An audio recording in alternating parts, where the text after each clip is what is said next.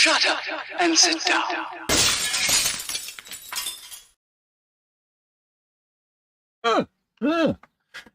Gang, Colin here, Festa 67's workshop, and welcome to this week's Sunday Brunch with me, Colin, Festa 67's workshop, and not heard from Dave, so as far as I know he's either slept in or he might be doing something else, folks, so no idea.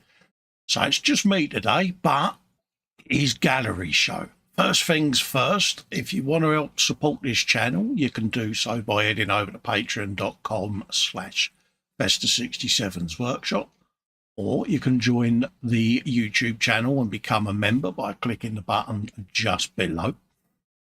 That will enable you to have access to the Zoom 24/7 off-air hangout, so consider that.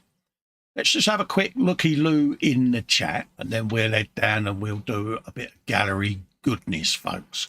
So you've got plenty of time to get your work in. So let's have a quick looky-loo to see who's in. First up, we've got Jacqueline Crochet saying, "Good afternoon, gentlemen." Hello, Jackie. How you doing, darling?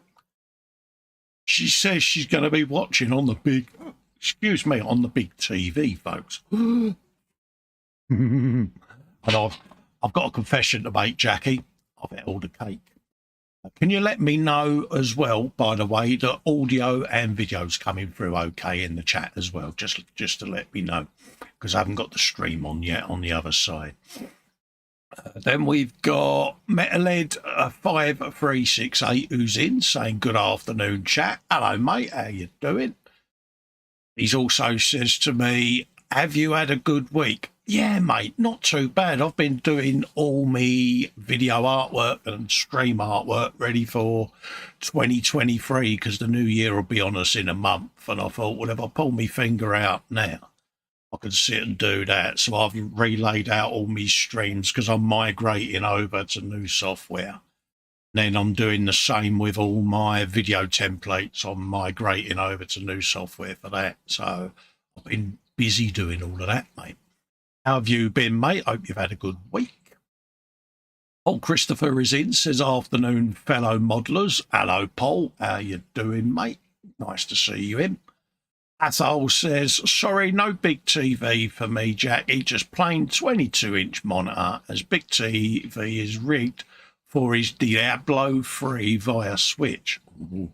Afternoon, fellow female modelers even. I am within on this rubbish afternoon of rain. Yeah, it's minging, mate. Don't forget, folks, as well, belly, bench and beverage. What's in the belly? What's on your bench? And what is your beverage of choice? Mine today is a nice cup of Rosie Lee, mate. So we got a bit of that. Athol says, "I had Colin and the airy cornflake." Yeah, no airy cornflake today, mate. Not heard from him.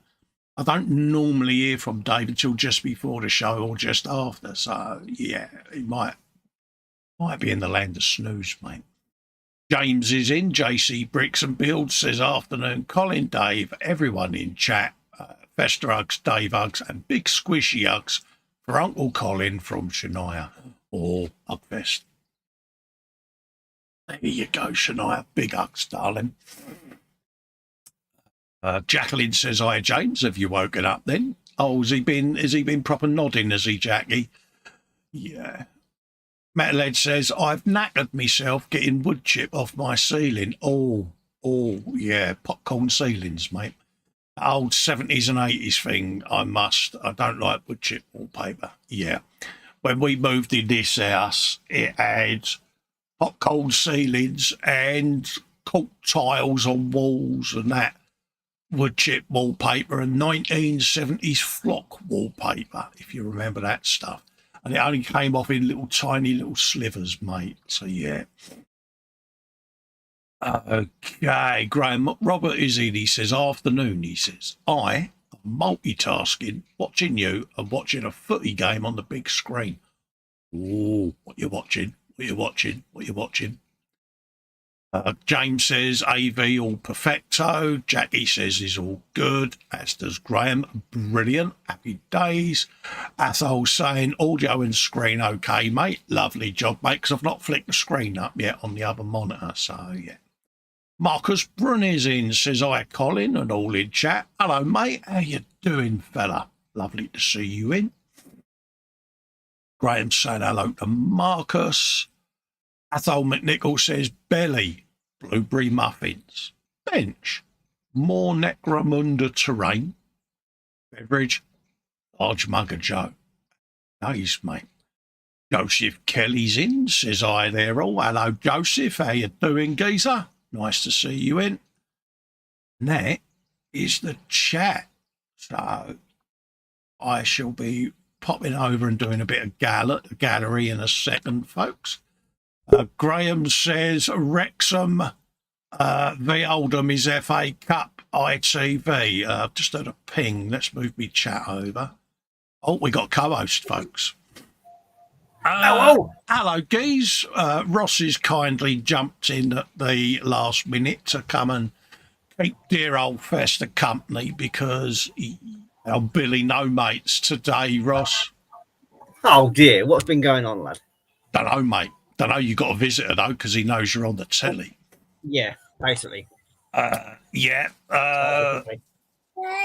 Hello, mate. How you doing? Well, It's all 5 days. Lovely. Lovely.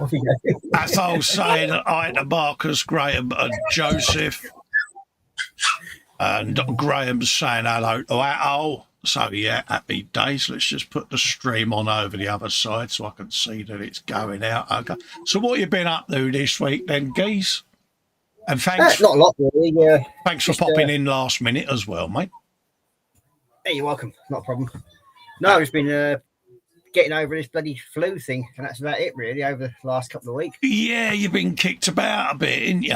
I've had a little bit of I had to have a COVID test during the week just to make sure, you know what I mean? But yeah, because we had the injections ages ago, but they just wanted to check me out because it was getting a bit, But that's enough of that. Yeah, well, I had my booster, and that was about it. About a couple of weeks ago. Oh, really? I didn't know, because last time you had one, you had your arm in a sling, didn't you? Because you was a bit of a girl. Yeah. No, I mean, I had mine about 3 weeks ago, and I think that's what. And then I had my flu jab at the same time. So. Yeah. I tend to get double whammied. H's got a COVID. No, not a COVID. She's got a flu Tuesday, I think it is. Yeah. All fun and games, isn't it? Yeah. It is, mate, with people of a certain age. James is saying Ross Defo lives up to his channel name of Ninja. He sneaked in last minute, laugh out loud. Yeah. I try my best. It's all lastminute.com, mate. The stream didn't show on my YouTube this morning until the last minute either. I noticed that when I went in on the channel, it wasn't even on there. And then all of a sudden, YouTube just went, ugh. I mean, messages and all of that lot lit up because, you get YouTube messages and that. And it all came back. And it's like, so I don't know whether there was a glitch with the YouTube's folks. But, suddenly the stream appeared and, Because I was having trouble getting into it to load the chat. Nothing was happening. It was like, So it might have been balked. But anyway, I'm rambling. What's on the bench, right? What's in the belly and what's your beverage? Yeah. So, I mean, I've only been doing on my bench was me Black Cat from last night. Yeah, it was you. I was asking, mate. I've already asked the chat. Oh, yeah. All right. Well, basically, wise, I've only had a yogurt this morning. That's all I've had for the snack-wise. And then and the obligatory cups of coffee. Oh, right, yeah. That's always got to be the first thing. Bench is a 30-second Thunderbolt Razorback from Trumpeter. And then I started another project last night, which is the 172nd Academy Black Cat. Oh, nice one. Nice one. And the Catalina is actually from a competition I won from America. Yeah. Oh, nice one. Can't argue with that. So, and part of the actual reason for winning it was because I said I was going to do it on a live stream. Yeah. Build it on the live stream. And that's what I've got to do now. So it started. Oh dear, yeah, it's all good here, mate. It's all good here, isn't it, eh? I'll at you with your goodness, eh? Well, I'll try my best. Yeah, Metalhead saying hello to you, as is Marcus. Joseph Kelly saying hello to Atto, who's having a rainy day as well. It's owning it down outside. What's the weather like, folks, where you are? And Graham McRobert says, Metalhead, fun wallpaper, and did you use a steam stripper? Yeah, I used to use steam strippers, but I found in my old flat it used to be the plasterboard walls, and it would try to lift the outer layer of the plasterboard off. So in this house it's proper old traditional brick breeze with a plaster skim. So it's old school, wallpaper stripping with the old blade. And I'm quite sad. I find stripping wallpaper really therapeutic. It can be, unless you're doing wood chip. Yeah, late at night, Ross, just you. Yeah. Unless, of course, you're doing the wood chip wallpaper, then that's a different matter altogether. Oh, yeah, wood chip wall. I was chatting to Metalhead earlier on. He's been stripping a popcorn ceiling of wood chip, mate. Oh, lovely. Yeah. The only thing you can do really with that stuff is literally go over with a scraper and just literally scrape all the top bits of wood chip off. Yeah. And then just soak it. Yeah. That's all you can do with it. Yeah. And you've basically got to cut into it. Same this house. This house here's still got popcorn ceilings in a couple of the rooms. This one's got it. Because this used to be the old utility room. And I'll be honest with you, I couldn't be... it was a case of CBA with this one. I thought, well, no one's going to come in here other than me, so I'll leave it. But everything else has been stripped back and skimmed because, Jacqueline says it's raining. Cats and dogs are flooding in the area where she is. Yeah, we've had it. We had a bit of a storm overnight, and then we've had heavy rain ever since. I don't know whether it's the same, whether we're going to get thunder and lightning today, but Graham says even worse is the Comartex. That's a killer. Yeah, our always used to be the big fan. Do you remember the early 80s and 90s fan? Yeah, the old Artex fan ceilings. Yeah, the Artex fan ceilings. It was that. And for some reason, one wall in the hallway was cork. I think they used it as a notice board. And it was Evo sticked cork tile to the walls, Ross. Oh, lovely. And then it was burgundy... I think it was burgundy skirting boards that they had painted. Some rooms had neon colour woodwork, So, it was quite bright in here. It was weird when we moved in. It was like going back into the late 70s, early 80s. So I think it might have been an old couple that lived here before. Yeah, I think one of the worst properties I ever redecorated was a rental property that I did for a friend. Yeah. And one wall was neon pink, the other one was neon purple, and then it was bright red, and it's skirting boards were all pink. Yeah. Hey, up. Oh no, I'm doing things a bit different this week. Oh. Yeah, it's like having children. See, I can't do one without the other. So I don't want James feeling left out. So it's going to be the three of us this week. We'll do a bit of gallery in a minute. Introduce yourself, James, so folks know who you are. So, as people obviously, if people don't know already, I have my own channel as well. I do Lego builds and Lego streams. So, And what's your channel's name, James? For the viewers. JC Bricks and Builds. So, yeah. Well, it's going well, folks, isn't it? You got three people in this week that really don't like pimping their channels. So you can head over to my channel, Festa 67's Workshop. You can head over to James, JC Bricks and Builds, or Ross at Scale Model Ninja. And give the old thumbs up, like, subscribe, and ring the ding-a-lings, folks.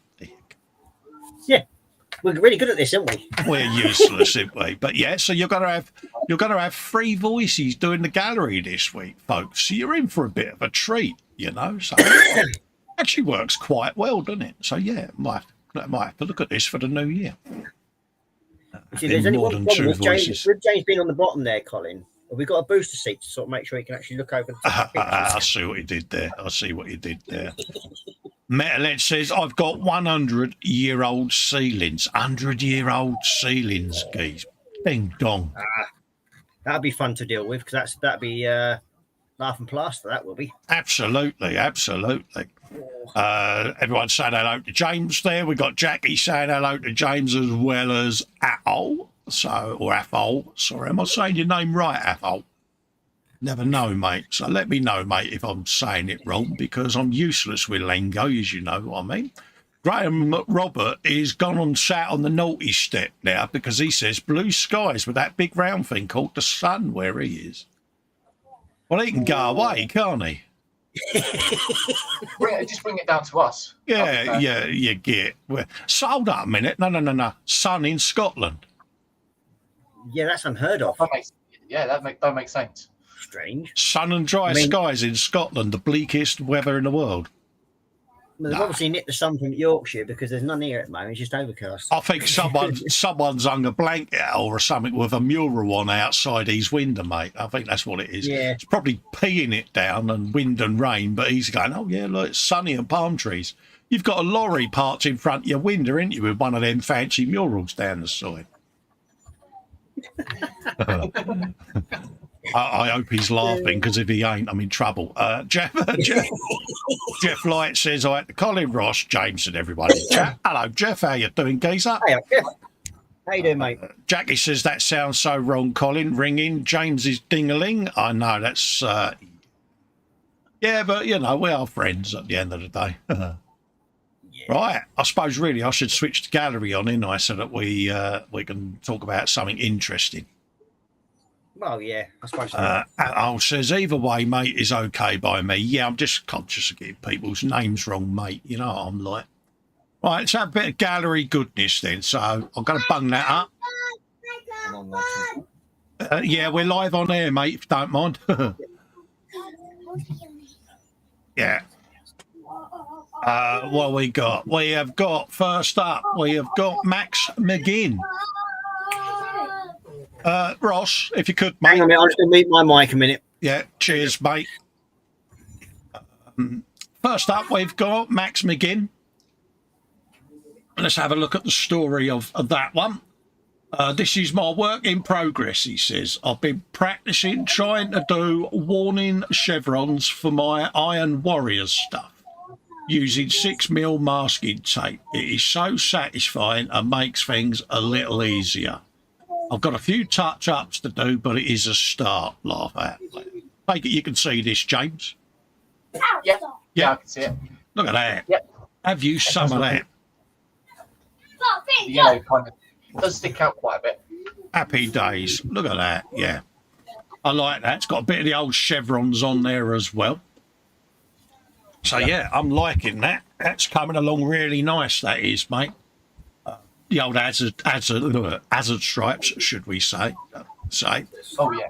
Andy McLeish says, check those National Express tyres are good for people parking, Grum. Happy days. Yeah, definitely, mate. Certainly is. That's everyone saying hello to Andy. Yeah, nice bit of work there, Max, mate. Keep it coming, fella. Have you a bit of that? Oh, we got YouTube doing its thing today. Facebook even of messing up with the gallery. So I'm just going to come out of that a second, reload it. It did this the other week. Every time you go into a picture, it don't reload the thing. I need to click the photo. So I've just got to do massive scrollage, folks. So I'll catch up with that. Yeah, sorry about that, Ross. It was just distracting, mate. It's not fair on the viewers, mate. No, that's what I mean. That's why I've just been and sorted it out a bit. Yeah. So hopefully it'll be a bit quieter. If it does get noisy, I'll have to pop off. That's all. And leave you with that's James. all right, mate. Don't get. Yeah, it's just frustrating, mate. For the viewers, there's nothing you can do about it, is there? No, I wasn't expecting that sort of noise coming from him straight away. No, that's all right, mate. You know, I had youngsters, That's mate. why I try and sort of like I'll mute it off as much as I can. Yeah, no, that's it, mate. Andy McLeish said, "Where's Dave? He's split into two and become two rather interesting individuals." Yes, it's James and Ross have kindly stepped in the last minute to join us. I've got no idea where Dave is today. Facebook just won't load. Really? Come on. It's going well, this, folks, isn't it? Yeah, I noticed I was having a few issues trying to get things sorted out on my page. I'm trying to get Facebook loaded. Talk amongst yourselves for a sec, just to keep people going.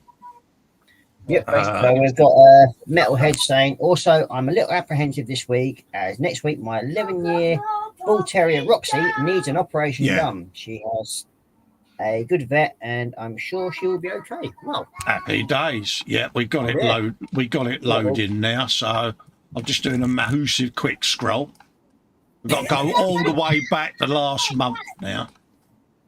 Oh, so yeah, we've got the poll as well up. Don't forget, folks, in the channel for David. His Nissan Skyline. That was it. Couldn't remember the name of the car then. Any suggestions for the poll are appreciated as well. Absolutely, folks. Keep them coming. That would be nice. Dorkosaurus is in. He says, hello, Colin, Ross, James, and everyone in Chatland. Big huggage. Hello, mate. How you doing, fella? I will be with you in a sec. It's just Facebook balked on me immediately. We went live, and I'm just had to reload it all, mate. So, yeah, I'm currently as far back as the 14th, so we're getting there. So yeah, I mean, Metalhead, I do hope your little doggy pulls through it, mate. I mean, I know what it's like to have doggies going to the vet. I mean, especially with we used to have 3 of them. So yeah, I used to have pooches, mate, and yeah, I miss having them about. If I'm honest, I was going to get another one a couple of years ago, but I kind of thought it wasn't fair on the animal because I wouldn't be able to get out and take it for walks and all of that lot. So yeah, it's kind of not fair on the pooch. So I decided against it in the end. You've always become a cat lover. We got to... No, H is allergic, mate. Yeah. If a cat was to brush past her, she gets these big old... hives, is it? On her legs and that. So, yeah, we don't have cats. Right. Let's go with a bit of sharage, folks. Let's see whether we can get Andy saying Dave should do a Skyline with a Gundam paint scheme. Happy days. Cool. That could be interesting, actually. There you go. Yeah. Let's have a looky-loo, folks. We're now back on Facebook. I just need to remember now to click on the picture rather than the thing. Next up, yeah, it's that man again. Yeah, Muggins here. Oh. Let's open it in the new tab. It's a bit of Orc Stomper time. He says, waiting for Facebook. There you go. There we go. So, yeah, this is what I've been painting with Fox on the Friday Frolics over the last Christ knows how many months. This is an old photo now. So, yeah, that was progress that particular week on the 2nd of October of the Orc Stomper. And it's kind of many, many panels of many different colours, mate. Yeah, it's looking good, mate. I mean, I've been watching it slowly. Yeah, it's getting there. It's nothing worse than trying to review your own work. But that's what I've been up to. But I get told off by folks if I don't show what I've been up to. So that's true, right? Yeah, you should be proud of what you're doing. Yeah, I know, but Fox has put up a throwback for his Eagle Transporter build that he done 5 years ago, because I managed to get hold of an Eagle Transporter beginning of last month. So he kind of, Festa's going to be building one of them. Boom, let's remind folks that I've built one. So if you want to go and have a look, by all means, pop over and have a looky-loo, folks. You can see his eagle there. 5 years ago. And there's a bit more work on Max's Predator tank there. He says, I've made the tank more grimy and worn. The chevrons really make the model pop. He used 6mm masking tape if anyone wants to know how I did the markings. Here you go. Let's have a looky-loo. Yeah, that definitely looks good. Yeah. And I'll be writing to Mark later saying, oi, speed up Facebook, geez, if you don't mind. There you go. Have a word with that. YouTube's the same today. If any of you are streaming later today or tomorrow, it was the same on YouTube. The stream didn't even appear on the channel this morning until last minute. So less Vlad and his Putin are hacking the British internet, you know what I mean? Well, you never know. You never know. Might be getting a bit upset. Yeah, it's had a bit of a wash on the old dozer blades, coming along nicely. That is, Max. Yeah. I'm liking that a lot. There you go. Today, I must admit, when you got Max putting his stuff out, he's always doing it in cracking work, though. I'll give him that. Oh, he's like you. He's a bloody production line, isn't he? Well, I haven't been lately, but yeah, he does do a fair bit more than me. He does. He does. Bit like that Lego bloke, isn't it? He's always doing stuff really quick, and I can't think of his name now. I don't know who you're talking about. Wee Man. There you go. Look at that. Oh yeah, you see him coming with the old lights there, wouldn't you? Get hold of that. Nice work, Max. Really nice work, mate. Cracking job, mate. Spot on. Keep it coming, fella. Yeah, I like that. And he's got a red Citadel holder in the background. Ooh. Yeah. Al says, what's your email address so I can send you pickies instead of, say, Facebook? Yeah, if you look on the description under the video on YouTube, you'll see the email address there, mate. Yeah. I would copy and paste it, but it means coming out of this, going in, copying it, But yeah, if you click on the description, mate, it's in there. It's basically festa67@gmail.co.uk, I do believe, or .com, one of the two, but yeah. It's in the description, mate. You got Dorkosaurus saying hi to Andy, and then you got Metalhead saying thank you. She means you've met everything to me, part of the ship and part of the crew. He's obviously about his doggy, but yeah. Yeah. Yeah, they're definitely part of families, aren't they, them little things? Oh, definitely. Yeah. Definitely. John Weissner has shared a post there of a Model A Roadster. This one, is this the Martin Sheen one from California Kid? Ew. Looks like it. I could be right, I could be wrong. Let's know in the chat. I might have got a factoid right there. Keith is in, says hi everyone from a soggy, but at the moment, dry and sunny Devon. There you go. Yeah, you can't be having a wet Devon down there, Keith, can you, mate?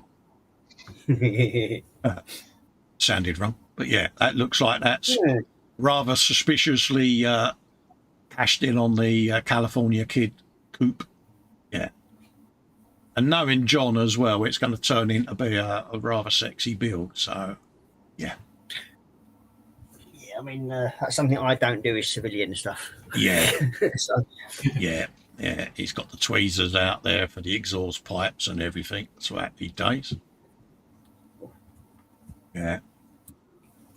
Before and after suspension, looks like he's doing the detail up there, doesn't it? Yeah. Nice one. Yeah, before and after, he's doing a bit of modifying, isn't he? It looks like it. Yeah. Yeah. Have you a bit of that? Bit of scratch building. Nice. Yeah, nice. I like that. I like that a lot. It's always good when you play around with scratch building. Oh yeah, it certainly is. You know, and yeah, I'm only scratching at the surface, no pun intended, but yeah, yeah, which is nice to see. Oh, look at that! I want to do brum brum noises now. Yeah. This is going to be one hell of a kit. Oh yeah, look at all the mechanisms for the carburetors and that he's done. Yeah. Con rods and everything, yeah. Yeah, absolutely brilliant. Yeah. Good. Yeah. working suspension. Yeah. He's certainly putting some effort into that one. He certainly is. Is this all detail up you've been out and bought, John? If he's in the chat. But yeah, I like that a lot. Yeah, Tom's asking him there, where'd you get the coilovers like this? It's got to be aftermarket stuff. Marcus Brun's got a belly. He says it'll be pork chops, chips, roasted veggies, and benches, an A7 Corsair 2. Beverages, water, weather, absolutely pissing it down. Nice one, Marcus. Yeah. Apologies, folks. I read it out, but yeah, we're all grown ups at the end of the day. Yeah, nice one. I like that a lot. Yeah, Call that nice. That red is nice and glossy. Gorgeous, isn't it? Looks proper powder coated, doesn't it, James? Yeah. Yeah, I like that hell of a lot. Nice one. Nice bit of work. Oh my God, look how small that is. That is either one hell of a big hand. That's a really tiny bit. What is it? That looks like the top half of a shock absorber. Wow. Yeah, it might be the bottom bracket of one, but it certainly looks like it's got the concertina bit from a shock. Looks like a coilover, doesn't it? Bottom half of a coilover. But yeah, that red is gorgeous, isn't it? Is a valve cap. Oh wow. Yeah. Jeff is in from Candygram for Mongo. Yeah, that looks like a detail up bit and all, doesn't it? Oh. Yeah, he's like the valve for the bloody air intake's got on there and all. Yeah, we're looking, I think, Jeff, at a 32 Ford. Looks like the one from California Kid, mate. Built by John Weissner, but yeah. And he's gone the extra mile of all the detail up, proper valve caps and everything. Yeah. Yeah. Absolutely stunning. Yeah, got the Candygram for Mongo. Yeah, so nice. Festa Workshop Dave, Metalhead, Marcus, Keith, Dorker, Apple. Yeah. And everybody else in chat. Unbelievable. He's done the spokes for the steering wheel individually with brass rod. Oh, wow. Yeah, that's just mental. Yeah. That's showing some detail. That's just next level. That's skill level Japan stuff now, isn't it? Yeah. I'll tell you But something. Look at the difference. Yeah. It does, doesn't it? John, you've taken that to a whole new level. 29 Roadster. Yeah. Wow. I'm so looking forward to seeing that finish, but I'm going to cry when it is. That's going to look mean. Another one there from John. Work on my 1991 AMC Ertl 53 F100. Going with police-inspired theme on this one, calling it Hot Pursuit. Just a simple build with no major mods. Thank Christ for that. He says, custom-made revolver cylinder shift. Yeah, no major mods, he says, and then puts that in. And addition of resin, a shotgun scope. Thanks for looking. So, no modifications, gents. Yeah. Just thought I'd clarify this before we go in and have a looky-loo, Hmm. Ding dong, Facebook's really responsive today, folks. Yeah. Obviously, you didn't put that extra 50p in meter, did you? Yeah, something like that. Look at that. Yeah. Brum, brum, brum, brum, brum. There's even got spark plug leads on the Yeah. thing. Yeah, look at the gear lever. It's a sort of barrel out of a 6-shooter revolver. Yeah, sorry, I clicked off of that. Yeah, he's got the spark plug leads, but he's got the firing order in the right sequence as well. That wouldn't surprise me. Yeah, it can go off some people. Never liked this John bloke, did you? Never liked him. Never liked him at all, mate. Yeah, chassis of goodness. Unbelievable. Yeah, Dorkosaurus says, I want to build one of those. It's a great looking truck. Yeah. Yeah, I've got a Foos truck over there that I've been systematically chopping up and doing a take on a custom build that was done by Jason Padfield. And it was called Heavy Metal. Back in the day, in the early 90s, is how I've done my Foos. So it's not only had a roof chop, but it's actually lost its roof. So it's really slightly different. So yeah, but I'm filming that, so I'm going to be rekindling that in the new year and continuing on that build. That was just saying, John does fantastic work. Yes. Yeah, he does. It certainly does. He does. Dudley says, can you remember my first shout out by Kent Models on their Facebook page? He's doing another McLaren Senna, but this time in colour. And there's some details there. He's done it as a shared post, so I can't actually see what he's posting there. If you're going to do a share, multiple post, Dudley's the easiest way of doing it is just copy and paste it into each group, mate. That way we get to see what you're showing us, mate, because it's locked out there because some of the groups you've posted it in, I'm probably not in. So it's removed the post. Anza says a winning lottery ticket. This is won by Marcy. Guess what's behind the paint palette, she says. Hopefully we're going to see. That looks like an artist opus paint palette. Could I be right? Could I be wrong? No, it is an artist opus. Damn, I need to get out more. Yeah. And they're saying, Hugh Gordon says Willy Wonka's winning golden ticket. Anza says a swimming hamster. I would hazard a guess. I reckon it's something to do with her Halloween build. So we'll await the next instalment, folks. It's a nice cutting, man. Been an artist opus, I can imagine. Yeah, it came with an artist opus price tag. There you go. That was Dudley's reposted in the body shell there of a car that he's doing. So pop over. It's in the album, the Ayashima GT86. So let's open the album. Mind myself this time when I open an album, I actually open the album. There you go. Metalhead says, does anyone know where I can buy the photo etch parts for the Kawasaki H2R as I cannot find them anywhere? I got mine from Hero Boy, mate, is where I got mine, the H2 carbon. Heroboy.com, I think it is, with an H, is where I got all of mine from.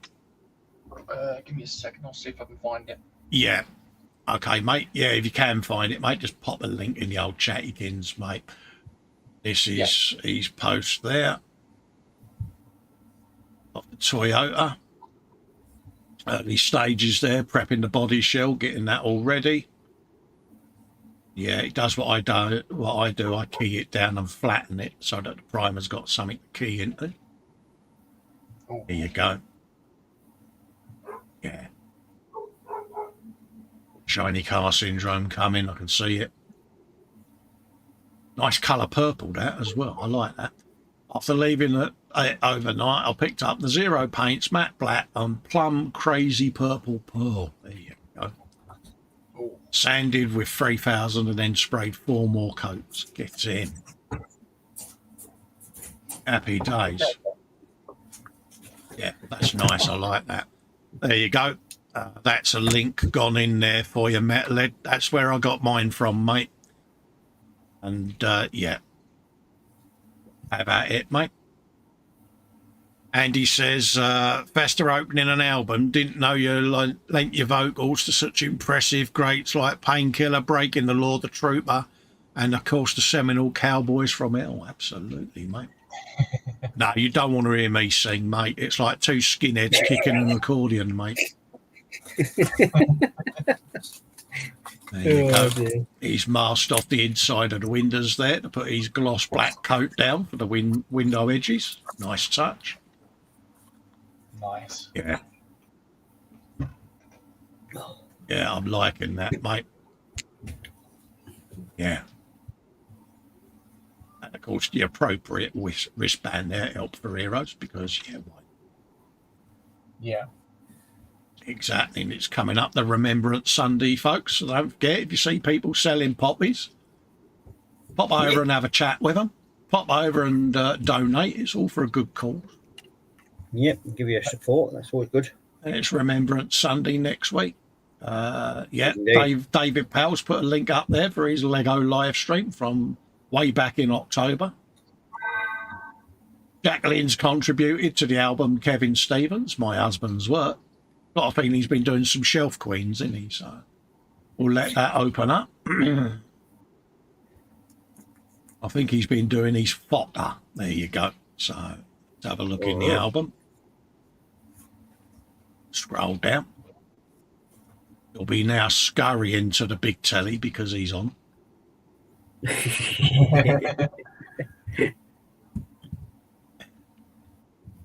have a looky look, see what's the most recent stuff. Yeah, this is Fokker. And yeah, he's got the tape measure next to it, so it's I've got to be careful here, okay. Shania's not about, is she, James? No, she's upstairs, mate. All right, just thought I'd check before I have a go at saying this in case I get it wrong, mate. Kev's got a ruler next to his little Fokker. There you go.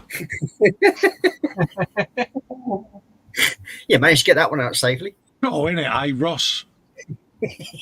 I use all my concentration there. Look at that lot. Yeah, that is not a very big ruler, folks. That is a very little Fokker. Stop it, you two. You're right. Yeah. Is it one of them Metal Earth kits, this one, or is it just a generic photo? Very similar to that. Yeah, it's very similar to that, but it's just an all metal. It's like a skeletal kit. Yeah, for the metal one. Yeah, yeah. I think Kevin said it was an Eddard kit or something like that. Yeah. Of course it is. Yeah, it's the one that's coming up next, isn't it? Yeah. Metalhead says, is your Facebook page the same name as your YouTube channel? Yes, mate. It is facebook.com/Festa67's workshop, mate. Yeah, it's a Facebook group, mate. And yeah, I will copy and paste the link if I can find it. Let's have a look and see where I can find a link. And I'll copy and paste the link in, mate. It's just, yeah. Let's have a looky-loo. There it is. Andy's saying, measuring his Fokker, well, he needs to make sure it Messerschmitt's in the hanger okay. Yeah. Happy days. All right, there you go. That's the Facebook group in there, mate. It's come out of that. And yeah, it's a Edward 48 scale, and it's 72nd. There you go. Limited edition, stripped down, one shelf queen finished, and that's the same one. So there's another 7 photos there. So let's open that up in another tab, because I know what will happen. Facebook will balk the page otherwise. Apologies for the delays, folks. There's nothing I can do about it. Yeah, tiny little 72nd scale photo etch kit, and yeah. Yeah, no. You want to beat him, don't you, with hammer? Yeah, you'd be more scared of bending them in the wrong direction. Yeah. Jeff saying the skeletonized Fokker is really cool. I want to build this one. Yeah, I will look at other people's building of it, but yeah. Yeah, me and Photo Etch have a love-hate relationship at the moment because... Is that mostly what sticks to your thumb? Yeah, I'm a bit Edward Spanner hands at the moment, so yeah. That is tiny. Well, that's a rather large foot that took the photo. Yeah, look at that. Yeah, nice one. Looks good, though. Good Does, doesn't it? Yeah. Metalhead's just requested to join my group. No worries, mate. I'll drag the page over in a second, see if I can open it. And I'll accept you in. Let's right-click it and see whether I can do it, because obviously I'm sharing this on stream, so I don't want folks to see things that, yeah. So I'll let that load up, and then I'll drag that over in the hope that it doesn't kill on the stream, and then I'll accept it. Yeah, no, I think the best thing for photo etch is if you want to practice photo etch, then get yourself a Metal Earth kit first. Absolutely. Absolutely. Yeah. And just going, JC Bricks and Builds, I make no apologies for the ammunition I've been given by certain individuals and can neither confirm or deny my ability to twist and context to the gutter. There you go. Let's accept all of those. Approve all. There you go. There you go. That should be in now, mate. There you go. Yeah, that is a nice little focker, that is, Kevin. Yeah. Jeff is welcoming Metalhead to the group. He says you're in for a real treat, even. Wheel treat? What's a wheel treat? Yeah. Yeah. And then wheels are photo etch as well, weren't they? Let's have a look. Bloody are as well. Yeah. Nice one. I think Athel's trying to make a play on his birthday for the 18th. Oh, is he doing shameless plugs that it's his birthday? I think so. Yeah, he's got like Athel was saying, "Oh, come on, Andy. If you think you are bad, wait till you get to my future age 70 on January the 18th. All cards welcome." Yeah, he's officially 7. Keith is saying, "I've used your link to place another order from Hobby Store." Absolutely first class service. Yes, folks. I am affiliated with Hobby Workshop. If you have a looky-loo in the description, there is a link, or there should be a link in there. I'll check it myself afterwards, where you can save up to 25% off the RRP on all the stuff that's ordered. So, yeah. Yep, I can confirm there is a link there. Yeah, and I get a tiny little kickback off that, but you still save money. So it's an affiliation that I'm very proud to have. So, yeah. Nice bit of work there, Kev. Mm. So that last picture, was that a crashed focker? Yeah, that's a... Yeah, that's a damage. Yeah. I'm glad you said that. Next up, we got David Hunter. Says, "Hi there, folks. There's a finished build pick of his 1/24 B-Max Porsche 935 K2. So start packing your benches away, folks, because you're going to need to. Because yeah." He says, "No, sorry, mate. Hobby Workshop. That's not a problem, mate. Not a problem. Not a problem at all, mate. But yeah, Hobby Workshop."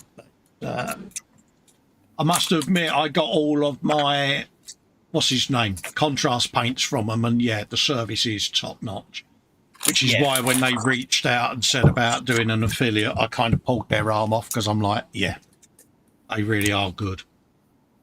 Yeah. Look at that. Back in a second. I'm just about to go and bribe the minions to try and keep them quiet. No, that's all right, mate. Pardon me. Yeah, David Hunter, he's the king of detail, isn't he, this guy? Unbelievable stuff. Absolutely mental. It really is. And if you want to aspire to a level, this is kind of what I aspire to, I must admit. I am a David Hunter fanboy, and I ain't ashamed of it. Exactly. Yeah. I love his work, always have done. Right back to when I first saw his Danny Pedrosa MotoGP bike. It's like, yeah. Ooh. Stunning work. And he's mainly does commission builds, but when it's of this quality, you can understand it. Yeah. Yeah, no, but yeah. And it is just flawlessly done. Just makes it look like a real thing as well. It does, doesn't it? You know, they're beautifully built, beautifully photographed, beautifully detailed. Yeah. Yeah, you can certainly tell when people have put some effort into what they're doing. Oh, yeah. You know, you sit there and you can't help but appreciate every little aspect of the build, right down to the little photo etch bonnet pins, and it's just mad. Unbelievable. Did Martini do a scheme for this one? They did, yeah. I thought I remember it. Yeah. Well, that's going back some, isn't it? That is going back a bit. Martini paint job was always a nice paint scheme, wasn't it? Yeah. Yeah. Yeah. Did you used to like I remember that. I remember that back in the day when I was a kid. I remember, I think I actually had a go at actually building it, and I think that's what put me off of building. Yeah, I think I did their F1 livery on something. I think it might have been a Williams, if I remember rightly. And then there was the rally car they had it on as well, wasn't there? Mm. But yeah. Stunning work, David. beautiful, mate. Absolutely beautiful. Yeah, 10 out of 10 for that. Cool, yeah. Skill level Japan again, isn't it? It certainly is. Next up, we have got Scott Sutherland. Some weathering and rust practice. And this guy, weathering armour, is unbelievable, mate. Every time I see his weathering stuff, I'm just like blown away. Look at that.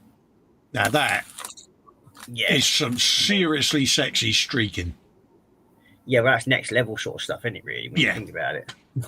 You know, I know we shamelessly swoon over certain builders, but I think it's justified. I really do, because it's not the easiest thing to do, you know. Yeah, for me, it isn't. Well, for me, it isn't either. I mean, when you look at it, it looks like it's got the pitching and everything on there. Yeah, absolutely. You know, we have a go, but this just takes it to that. Yeah, that higher level. Takes it to above what we can achieve. Oh yeah, but again, it's inspirational though, isn't it? Because you see this sort of thing, and you look at your work, and you think, oh yeah, I'm gonna try that, and it keeps you trying to up your own game, doesn't it? And you know, make yourself or help yourself become a better builder. You know, so yeah, I love seeing all this sort of stuff because it lets you see what you can achieve with a plastic model kit, because that's the key. You know, it looks like real metal, real rust, and so you've achieved it, haven't you? Yeah, I mean, the way it's got like where the paint's peeled away from it and everything through wear and tear, the rusty pitting. Yeah. Absolutely. Jeff is bang on. He says you can always count on awesome photos from DH and Scott. You can. You know, yeah, there certainly are. He said great photography from those two as well. I've saved lots of images for future reference. Yeah, that's the key. They do some wonderful photography of their builds, you know, and that helps, doesn't it? You know, good photography, good lighting, and, you know. And it's just proved there. I mean, when you think about it, the two different lightings he's got there from the different colours that he's carried.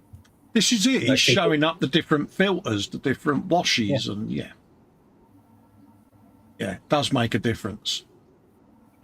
Get yourself a photography booth, folks. They're worth having. A lot of the time when I've done live streams, I just take a picture on the cutting mat and shop out the background, but I should really take me pictures in me photo booth. It's what I bought it for, but sometimes when you've unpacked it, set it up and that, you've lost the will to photograph, haven't you? And it's yeah, I like that a lot. Yeah, I mean, nice I've got a photo booth as well. Well, the missus has, and it never gets used for some strange reason. Yeah. Well, it's funny though, isn't it, Ross? Because a lot of your builds don't quite fit into the smaller ones. I've got the small one, and then I've got the big one that I can fit the stomper in. You know, so yeah. I mean, I think we've only got that small one ourselves, which you barely fit anything of what I build myself. Yeah, that's it. You're not going to get a 32nd scale Lancaster in there, are you? No, that's one thing. Oh, it's that bloke again with his California kid he's been painting, John Weissner. Yeah. Jeff Light says, top-notch weathering, as does Keith. Yeah, unbelievable. Athol says Type 80 radar or maybe a mobile AN taps 52 on the back of a tractor trailer to Keith and Dorks. Oh, nice. Oh, God, look at that. Oh, wow. That is nice. Yeah, but to photograph it, he's even done little axle stands. I mean, come on. That's what I was just about to say that. That's been... Yeah. Even the chrome as well. Gorgeous, isn't it, James? Yeah. Yeah. Can still go off some people. But looking at that and having seen powder-coated chassis, it looks like it's been professionally powder-coated. It's just unbelievable. Yeah. Yeah. Nice work. He's putting in copper brake pipes, isn't he? He's a git. Cool. Unbelievable. Yeah, look at that. Proper man, yeah, proper mandrel bends in them and everything. Oh. You know, I said I never liked this bloke. I do mean it. You know that now. Yeah, he's got his checkers going. Yeah, oh, wow.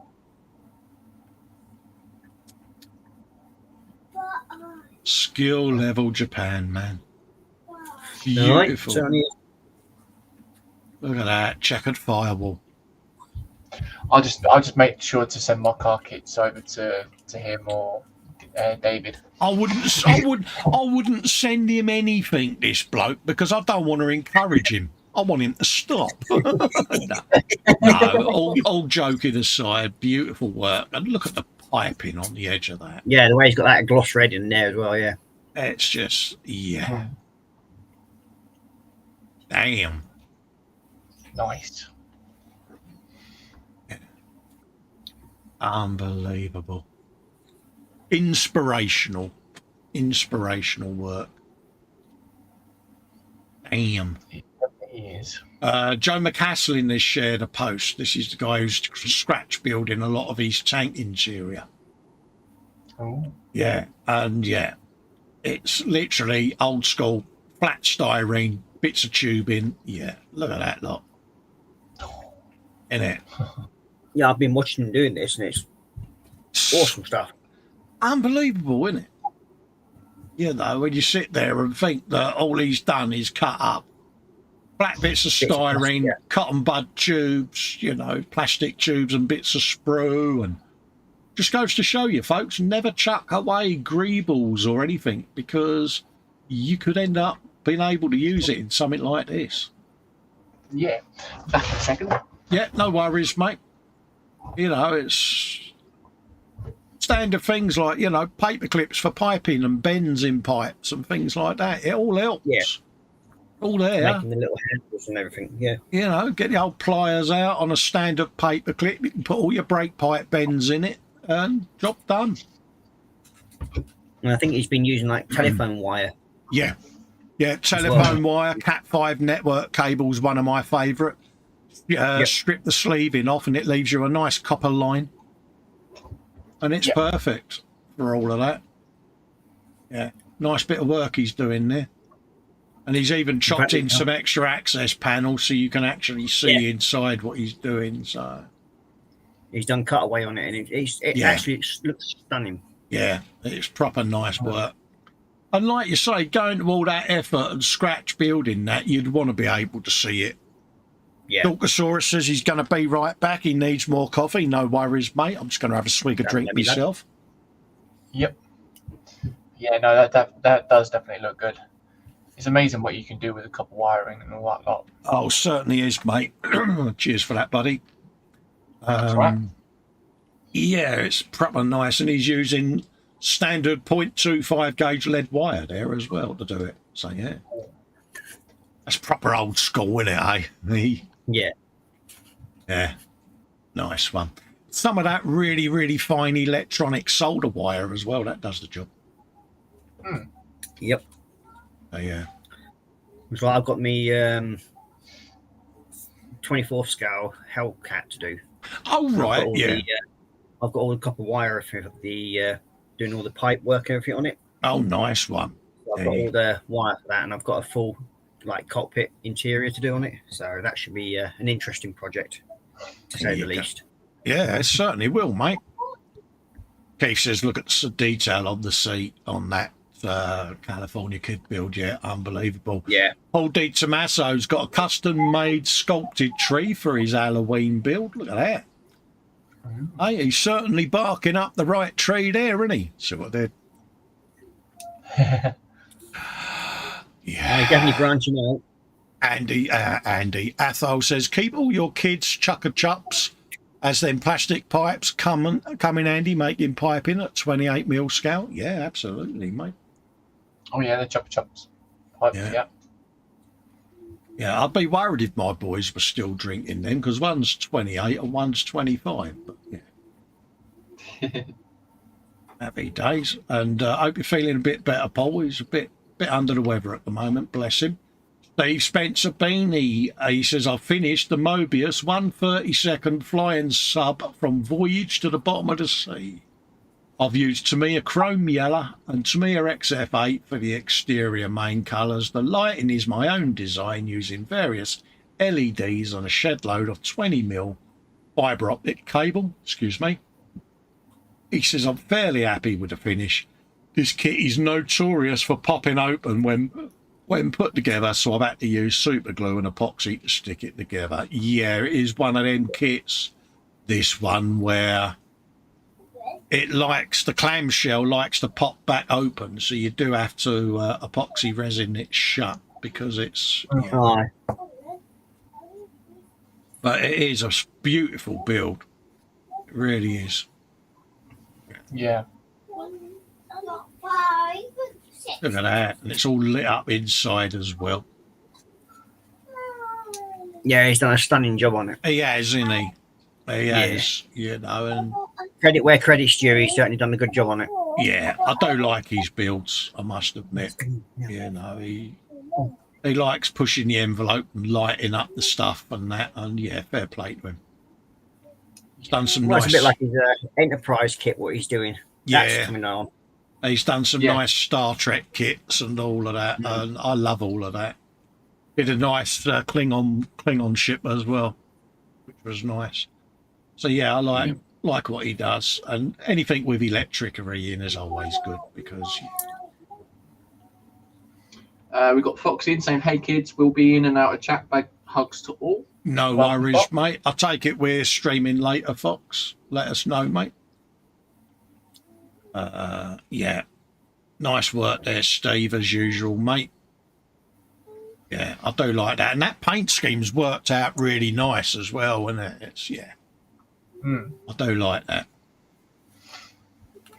And again, it's interesting subject matter because it's just different, isn't it? You know, not everyone does this sort of stuff. Yeah. Yeah, I do like that. Well, I'm going to have to apologise and pop off because I've got a phone call coming in that I've been waiting for. Yeah, so. No worries, Ross. Not a problem, mate. Doing work. Yeah, so if I get chance to come back, I will do. Oh, yeah, it'll be the same link, mate. Just pop in as and when, mate. All right, mate. See you later. See you later, mate. Yeah, I do like that. And I like the use of the green screen background as well. It just makes the kit come alive, doesn't it? Yeah. Yeah, I do like that a lot. Nice work there, Steve, mate. Keep them coming, mate. Yeah. On Facebook, you can do it. I'm only asking you to close one window. Dudley Scale Model Cars has added a new photo to the album AMG GT3. And this was for the Kent Models build-off, and I love the decal work. This is a really quite sexy paint job. Yeah. So let's have a looky-loo. It's gone straight over to that. So that's his page. Let's try and get the actual album. Would be nice. Fingers crossed it loads the album. Unless he's done a crafty to plug his page. Yeah. Let's have a go. Let's have a go. Yeah. There you go. We got there in the end. Yeah, I do like that. It's come together really, really well, that. And it's just... the colours work well. Really are vivid, James, aren't they? Yeah. You know, nice neon greens and yellow. Is that a gold or is that a yellow? Yeah. I'm not too sure. To me, it looks sort of like a yellowy orange, really. Yeah. It's nice. Yeah, it might be one of them transition paints. But yeah, I do like that. Yeah. Something I definitely want to do more of are some of the touring car builds and rally car stuff because... Yeah. Marcy's put a post in here for the YouTube Halloween build that she's doing of the Mobius Reaper. And her base is almost done. Fox saying hello to everyone there. Jeff says he loves the lighting on Steve's flying sub. Yeah, it is nice, mate, isn't it? And look at this. This is stunning. Work on that base. Look at the tree as well, James, with the different shades and that. And Yeah. I love it when Marcy posts, because I'm going to say it, we don't see enough of her posts, do we? No. I like to see her work, you know. Marcy's very like me. She doesn't like blowing her own trumpet, and yeah, does lovely work. So keep them coming, Muse. Keep them coming, darling, because I love what you do. Yeah. Andy McLeish has returned, but I'm on a supply run. You are being played back via a docking system. Oh. Ooh, nice. Oh. Are you doing the proper docking system noises, Andy?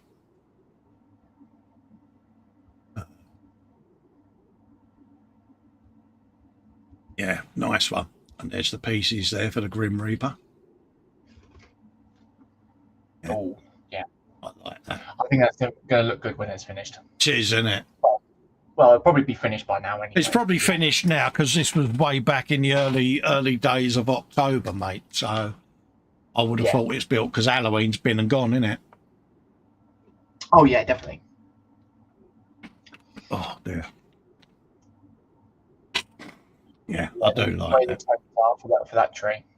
Absolutely. There was one from Fox saying, let's play Metro 2033 from the 9th of October. There you go. And that was his, in place of his Warhammer Sunday stream. So that was a bit of a gaming stream.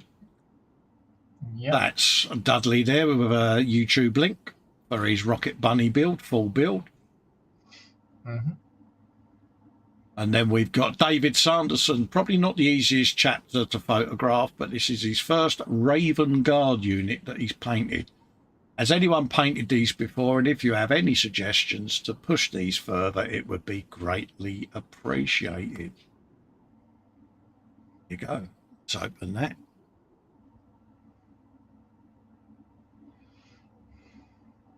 Yeah. Oh. Yeah, I like that.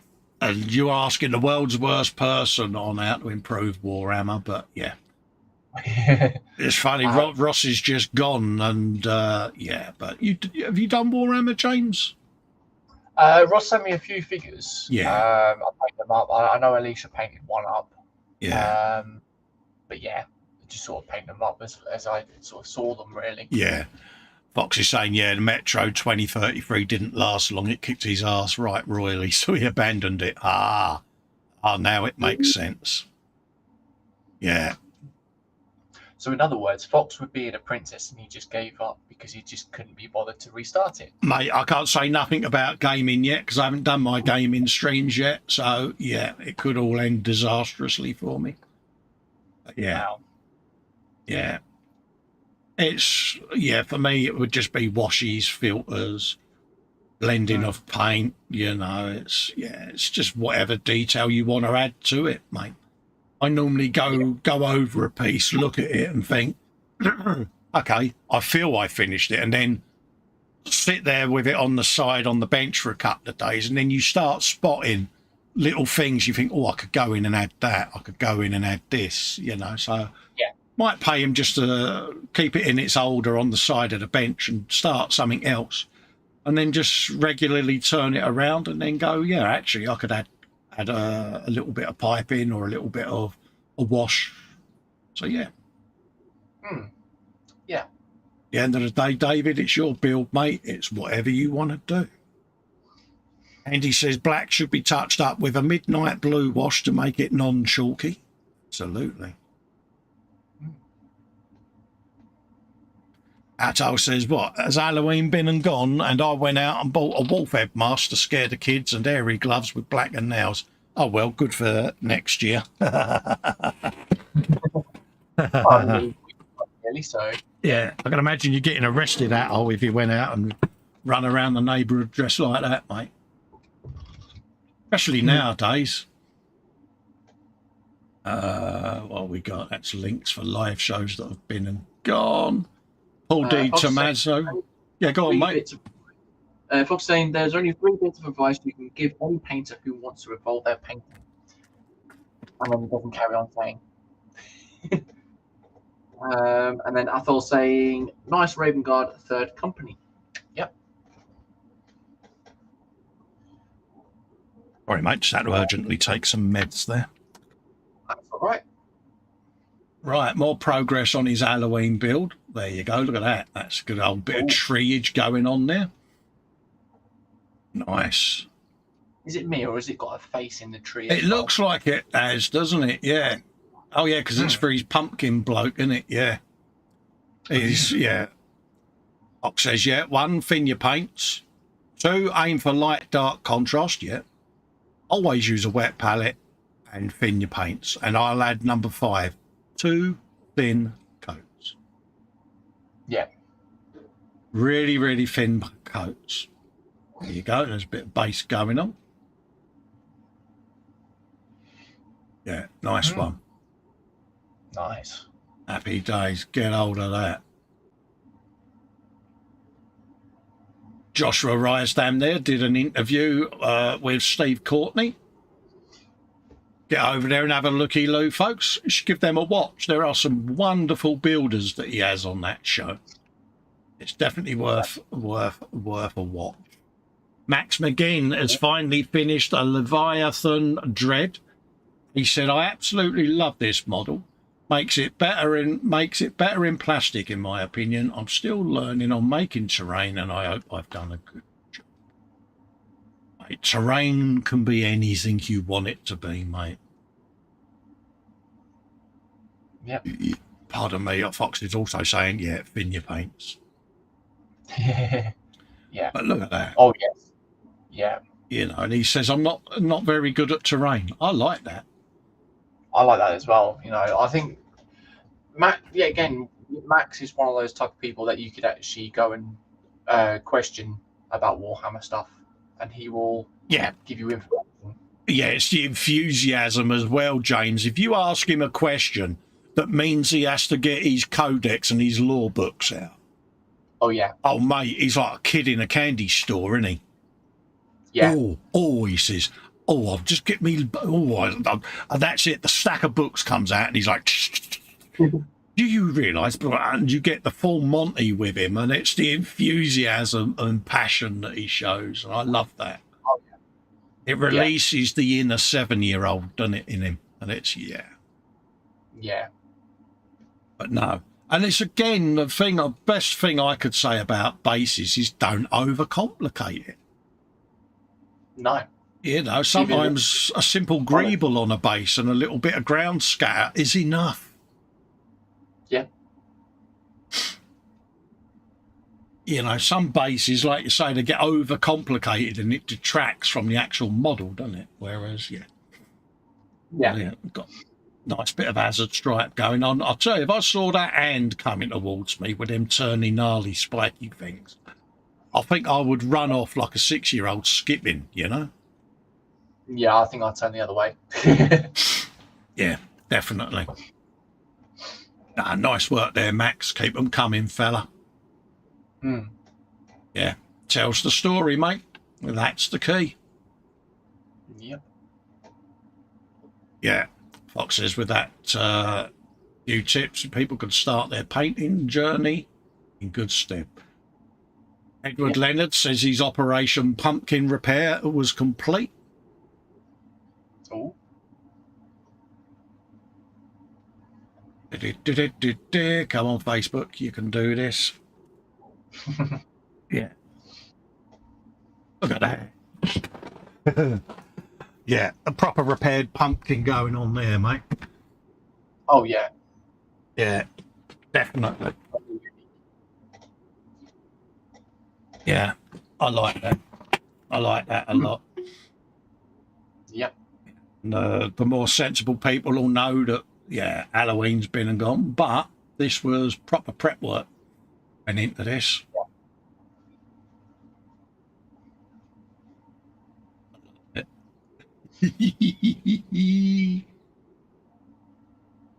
Yeah, and it's a massive improvement on what he started with. Yeah. Yeah, I like that. I like that a lot. And there they are, all lit up. Look at that. That looks awesome. Doesn't it?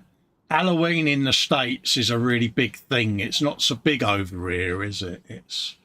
No. We Seems to go a didn't. bit late on there. Yeah, we didn't have many trick or treaters this year, you know, going around. So yeah.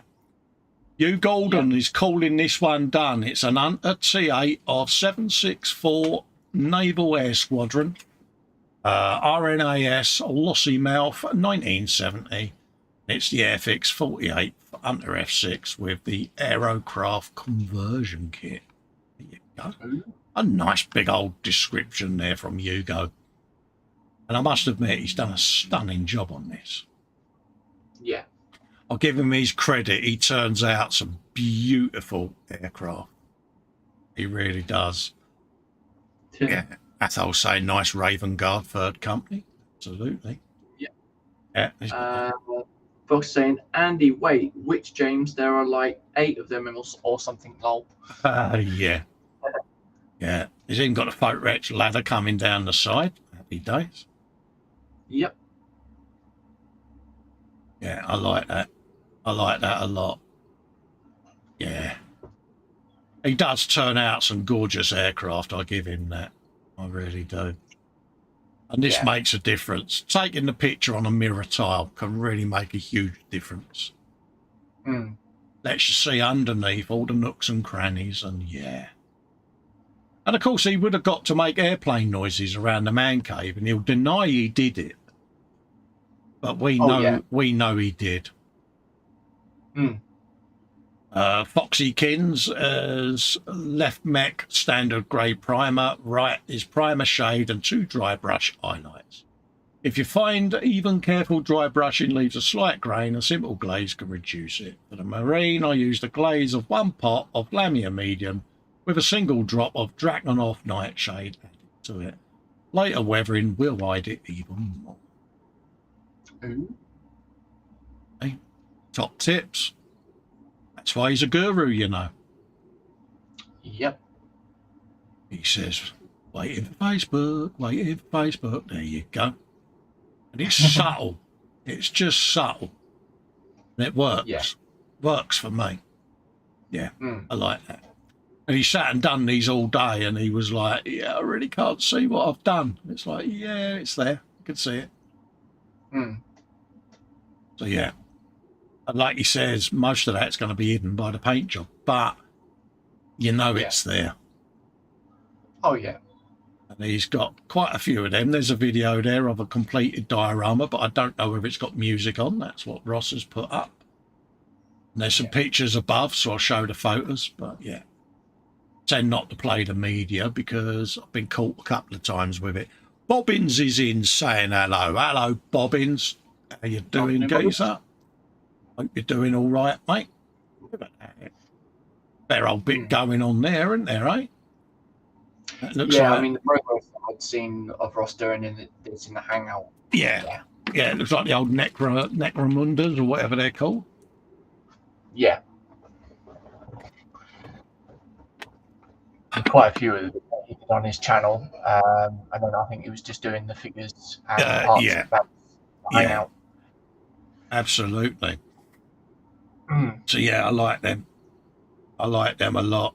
Look at that. Ross saying there is no music, Cole. Yeah, no worries, mate.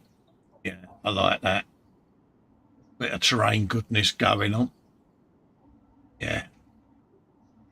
I can just imagine he's been running around here. This is because Mrs. Medlock's been away for a few days, isn't she?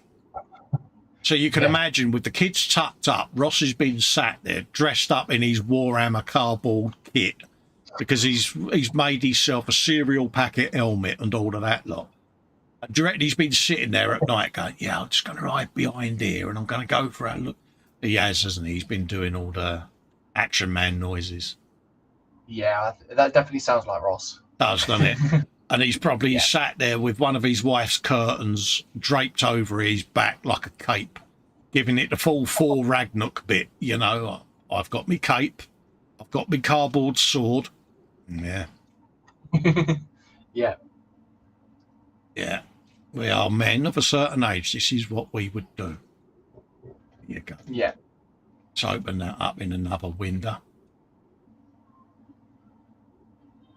It'll do it. he says. Here you go. And that's his diorama. And he's filmed it in portrait. Finger of shame. Finger of shame. Let's give Ross the finger of shame. Oh, dear. Yeah, there you go. But that's his diorama. Bobbin's saying, Dave sounds a bit different today. Yeah. Dave was a no-show. Yeah. There you go, folks. So have a looky-loo at that. That was Philip Prime from weeks ago. And talking of Philip Prime, he's finished the centrepiece to his display unit. He sprayed olive drab and painted with the Easy Company symbol of the 506th Division 101st Airborne, aka the Band of Brothers. Also added the correct straps and the netting, and he's eventually going to make a stand for it. Yeah, he got himself the old proper peapot, didn't he? Yeah. Military helmet there for his display. And I do like it. I saw there was a Japanese guy that had a Vietnam-style war helmet, and he had actually turned it upside down, and inside was a full-blown diorama of a crashed Huey and all of that, you know, and it was really beautifully done. It just looked so right, James. It really did, you know. Wow. Diorama in a military helmet, and I loved the concept. But yeah. Yeah. Yeah, again, it's a unique style. Yeah. Someone would think of it. Exactly. Now, knowing Philip, he is sat there wearing this helmet whilst holding a 24th scale Huey in his hand, running around the man cave, because I would have done. Oh, yeah. Yeah, I like that. It's just nice to have a bit of memorabilia in it like that. You can just, yeah. Yeah. Yeah, I like what he's done. Mm. And again, it's just a nice little centrepiece for his display, isn't it? Yeah. Yeah, Fox is going, yeah, portrait mode, maximum finger of shame. Absolutely. Yeah, mockage will happen, Fox. Mock him in the 24/7 chat, mate. You know you want to. Alan Parker's scale models. Another one off the bench, he says. Nunu's 124th BMW M8 GTE in the iRacing Red Bull scheme. Now, you might want to start biting the edge of the bench here, folks, because this is another one from the shiny car fraternity. And I love the scheme because it just works. Prepare to be blown away. Look at that. Innit? Yeah. I'm going to zoom in, folks. Look at that. What? Yeah, that Innit? that definitely looks as though it will give some growl to it. Mate, you just want to do brum brum purr purr noises, don't you? Yeah. Alan, stunning, man. Yeah. Absolutely beautiful work. Oh. Wow. And the decals, the way they've been put down, and beautiful piece. Absolutely gorgeous. Flawlessly done. Yep. Like I say, carbon fibre on the window rounds. It's just every angle you look at that. It's just What sets it off is the background as well. Absolutely, it makes a huge difference, James, doesn't it? Yeah. Atol says the yo-yo's made its appearance. Might get out this after or not, as dark grey clouds are looming in from the southwest. The bobbin says that is a sexy beast. It is, isn't it? Yeah, definitely. It really is. And this is the thing, they do take it to a whole new level, don't they, the guys that do these? But again, it's inspirational. Yeah. You know, that's the key. You know, but it gives you something to look up to when you're building something like this. You know, you've got the carbon fibre, then you've got the decals over the carbon fibre, and it's all the little details around here, the rivet heads and all. And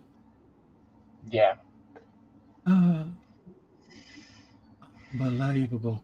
And we all know how much fun we have with these tyre transfers. They're great fun, aren't they? Yeah. Yeah. Yeah. Beautiful.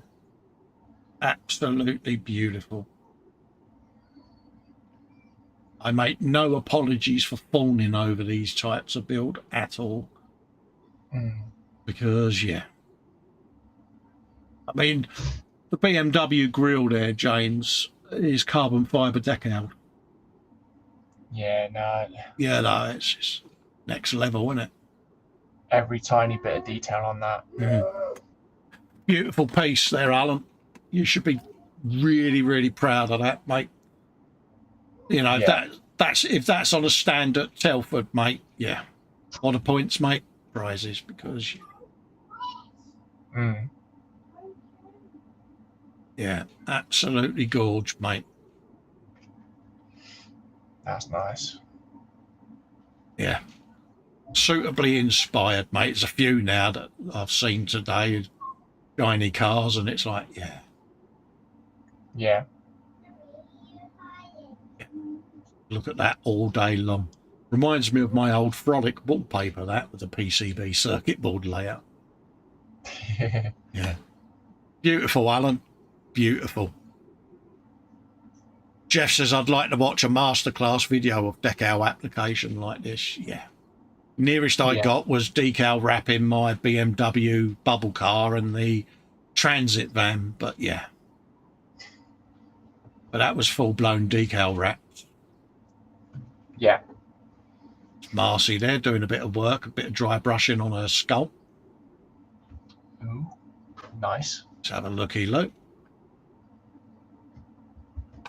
There you go. This one. Yeah. Nice work there, Marcy. We do like a bit of dry brushing. Yeah. Paul J. Lewis has got some work of his 1/12 model factory hero Ferrari 315S. Our model kit wranglers everywhere. Just a few work in progress photos of his latest build. As per with any MFH kit, a lot of the parts to be sorted and cleaned up before assembly began. Rear axles, gearbox, chassis and engine are mostly complete. Still lots to do though. More pictures will follow soon. All right. Box has been a member for 10 months now. Bit of SpongeBob coming up on the screen for the guru. Nice. You go. But yeah, MFH kits, you know, white metal, resin, you know, yeah. A lot of work goes into them, a lot of post-processing, but the detail on these kits, folks, is second to none. It really is. Yeah, you could say they're a lot of money, you know, a couple of £100 for a 24th scale vehicle. But when you look at the detail you're getting for your money, yeah. Yeah, they are nice. Yeah. Definitely one that if you're going to do an MFH, you know, it's a doors open, bonnets open, so you can see all that detail rather than everything being closed, because you want to see what you've paid for, don't you? So it is one of those in a glass case kits, isn't it? You know? Yeah. Yeah. Beautiful. All the wiring, the pipe work as well. Yeah, exactly. You know, you want to see all of that, don't you? Yeah. Yeah, I like it. Like it a lot. It's one of those, I've considered getting one more than once, you know, but I always get that, it's a lot of money for a 24th scale car, but you get the detail with it, that's the thing. Yeah. Nice work, Paul. Keep them coming, buddy.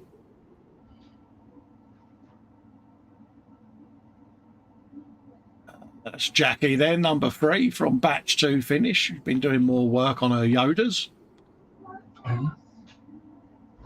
Crocheted Yodas. She's got a lot of them.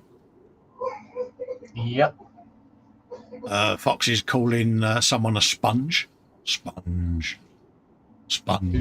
Oh, it's because he's got his SpongeBob. Yeah, he likes a bit of sponge. There you go. Nice little Yoda. Jackie at Jacqueline Crochet Art, who kindly sent me that cake. I know thoroughly ate a lot. She's added a new one to the album, which will be the Yoda we've just seen there. Yep. 59 delectable pictures in there of crochet stuff.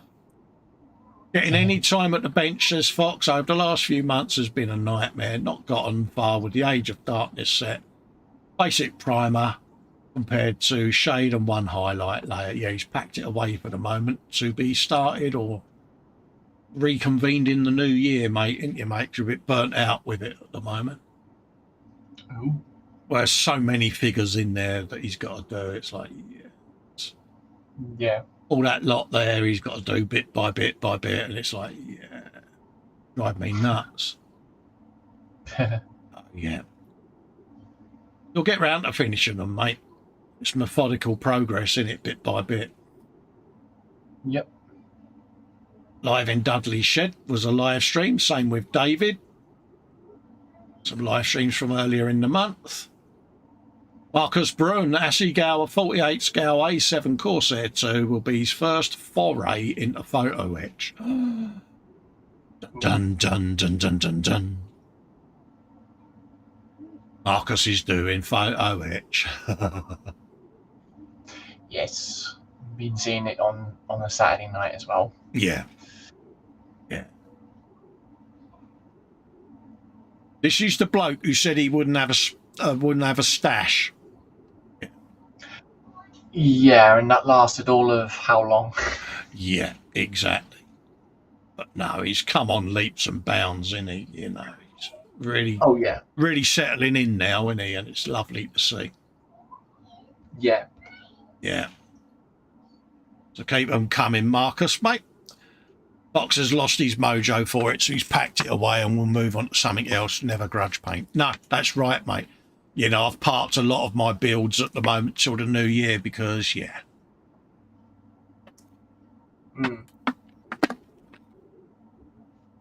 So, yeah, I shall stick to doing my shelf queens. Get everything finished that I've got commission-wise, and then I'll start all my new builds in the new year. Marcy, go on. I was saying, Fox is saying, I lost the mojo for it, so packed it away and we'll move on to something else. Never grudge paint. Yes, absolutely. Jeff says he likes watching Ross and Marcus. Always a good time. Absolutely. This is by Marcy. She's been doing the dive and the skeletal hand of the Grim Reaper, as you can see. It's taking shape in the background. Looking forward to that. Little head timer and all of that lot going on. Spiders. Very nice. Appropriate spiders, Marcy. I see what you did there. Good girl. And also using Tamia weathering sets. That's Dudley. I update on his Toyota build live there. Painted and blackened parts, now ready for the clear. We saw them earlier, the screens that he had sprayed in the album. Yep. Someone's been doing painting. Jeff saying, watching live streams of Scale Ninja and Marcus, always a good time. Yeah. Absolutely. I know it's not a model kit, says Archie, but I finished this painting of a Balrog even, that says from Lord of the Rings. Oh, we've got a bit of a canvas artwork going on as well. Get in there. Interesting. Yeah, nice bit of painting. Why not? It's all art. Yeah, I like that. I like that a lot. Yeah. Definitely Archie. Yeah. Got a budding artist going, eh? Doesn't have to just be a model to post in the group, mate. The group is all about things you've been creating at your bin. Yep. It's fun. Some more work coming up here on the MFH Ferrari. Radiator is in place with all its plumbing and more engine plumbing. Let's have a look.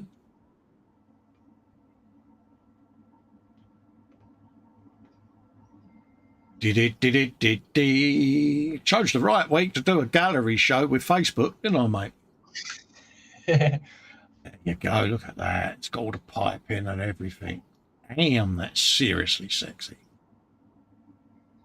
Yeah, but I think what, like you were saying, obviously, yeah, okay, it's a couple of £100 for a 124 scale kit, but all in all, you're probably paying that amount of money because of the detail. Of course you are. Well, I mean, I worked it out this way where, say, for instance, you went out and bought a 24 scale car. Then you went out and bought the resin wheels, the aftermarket tyres, the aftermarket decals, all the pipes, detail up, nuts, bolts, washers, brake discs. Or you're still going to have spent that sort of money. Yeah, so, if not a little bit. Yeah. So when you look at it like that, yeah, I couldn't do it on every car, but probably one in the genre would be hyper detailed. Yeah. Yeah. I tend to hyper detail all the big 1/8 stuff that I do because it's big scale in it and it's easier for me to do. Yeah, you want to bring out the detail on the bigger stuff. Yeah. So yeah, I do like that. I like that a lot. Mm. Yeah. And it's proper old school out with the files and everything. Working on them. So yeah, I did a BSA for my cousin yonks ago and was a white metal and resin kit. And yeah. It was Fox with his Metro 2033 on the 14th of October. Live stream. Richard Thomas, he's finished his 24th scale Nissan Skyline GTR V-Spec R34 straight out the box, and there's a list of what he's used: Alfred's primer, gunmetal, clear lacquers, and all the TS paints. Nice. And I like this because the way it's photographed as well. It just looks right. Let's let that load. What's that? Foxy's blaming me. He forced me to paint orc stuff like a 7-year-old, and now I just want to do that. Yeah, absolutely. No wrong, been 7. But yeah. And yeah, it just looks like a real car, doesn't it? You know, road with cat's eyes and that. It's just, yeah. Does make a difference. Yeah, she is, folks. Yeah. Very nice. It is nice, isn't it? Ray Aquilina's in saying hello. Hello, Ray. Don't know why I'm waving, but I am. Yeah, he leans on his hand to make it look like he didn't wave. Metalhead 5368 says he loves a Skyline. Absolutely. Definitely. Yeah, I do like that. I like that a lot. Yeah. Exactly. It's just that colour as well, the gunmetal colour. Just works, doesn't it? Yeah. To be honest with you, works a treat. Yeah. Nice one. Yeah. And again, just posing it with the wheels at a jaunty angle just brings that little bit more interest, doesn't it? There's all little tricks when you're posing your cars. Just give the wheels a little turn. It's like if you do a motorbike, just turn the forks slightly. Especially when you're photographing it, just brings it out as if it's been used. Yeah. Obviously, if my wife had parked it and I'm trying to represent that, I would have a broken bollard behind it or something, you know. It would be parked very crooked in 2 parking spaces. Yeah, and exactly what Jeff says as well. The way Richard has photographed that photo, or that model, makes it look like a real car. It does, doesn't it? Yeah, Andy says it's all down to the camera depth and the spot location, yeah. Frankie Day used to do it, where he always had if he had done a plane, he would have like a field backdrop, but photograph it on a bit of runway and stand it on something so that when he stood back, it looked like the road surface was actually in the grass. So it looked like the plane was on a runway. Very clever way of doing it, but it just gives it perspective. That was a link for a previous frolic. As Fox saying that I'd forgotten to pimp it, which is normal. Oh, God, that was a bit more progress on the Stomper build I've been doing with Fox. And yes, there is a bit of raggy in there, folks. You'll see the bit of raggy. I did a raggy pennant on there. That's a bit more from the other week. I've since been in and done checkers and details and things since. Yeah, look, obligatory bit of raggy up there, folks. I have a bit of raggy on every build. Oh, yeah, definitely. It's funny, last week when I was painting the Lehman Russ on Foxy's Warhammer Sunday show, good plug, I couldn't figure out what the clicking noise was every time I moved it. And I turned it upside down and gave it a shake during the week, and there was a bit of raggy inside it, isn't there? It's like, that'll be what the clicking noise is. Yeah. That's something different. It's just an experimental painting project at the end of the day. And it's very colourful. Yeah, it gave me a chance to play with the contrast paints, different ways of using them. So as a paint mule, it's worked out really well, I must admit. So oh, yeah. Been able to play with me chipping the decals and not really worry about the end result because, you know, if in 6 months I hate it, it goes in debt hole, doesn't it? Yeah. But no, you've done a really good job on that, mate. Bloody. Yeah. There you go. Yeah, that's a picture of my telly in my lounge because, yeah, I sent a picture to Fox just to prove to him that I was watching an episode of Bluey because he hadn't left me alone. Oh. Yeah, Jeff's typed in raggy. Yeah, you got to have a bit of raggy in every build. Cyberpunk played live, and then we got some Fox's Orc Stomper from the Frolic from the other week. Let's open that. And then you can see how a Stomper should really look. Dum dum dum dum dum. Waiting for Facebook. There you go. Look at that. It's coming on nicely, mate. Yeah, all the rust effects on that bit as well. Beautiful, isn't it? Yeah. Really is. He'll be sitting there going, no, stop it. But yeah, part of them will be going, keep it coming, keep it coming. And again, it's just that nutty project, isn't it? The man himself, Paul Bretland, has put in the 1/24 scale 70 Plymouth GTX. He built this for the USACC group build over on YouTube and their Facebook. Full info for the build can be found at the bottom of the post. He says, for a near 40-year-old kit, it wasn't too bad to build. Bit simple in places, but still an enjoyable kit. And yeah, I just love these paint jobs. Yeah. So let's have a looky-loo, folks. Excuse me. Still waiting for Facebook. Look at that. Oh, wow. Isn't it? And that colour just, yeah, don't know what it is about it. It just talks to me. Yeah. It really does. Sort of like an olive green or... Yeah, it really... It's like a metallic anyways, isn't it? Yeah, it just works. You know, it's... Yeah. Yeah. Absolutely beautiful. Yeah, I like it. I like it a lot. Yeah, there is a nice metallic in all the way along there, isn't there? Yeah. And it's, yeah, absolutely gorgeous. Yeah. Start vehicles like that, though, also gave it something at that time. Yeah. Well, I always think all these cars work because they weren't designed on computers. They was designed with a bloke on a draftsman's board with a ruler and a set of pencils, and cars always had these nice sweeping lines, didn't they? Whereas now it's jelly molds, isn't it? Yeah. And what the cars look like like. They were used to. Sorry, mate? They're not made like they were used to.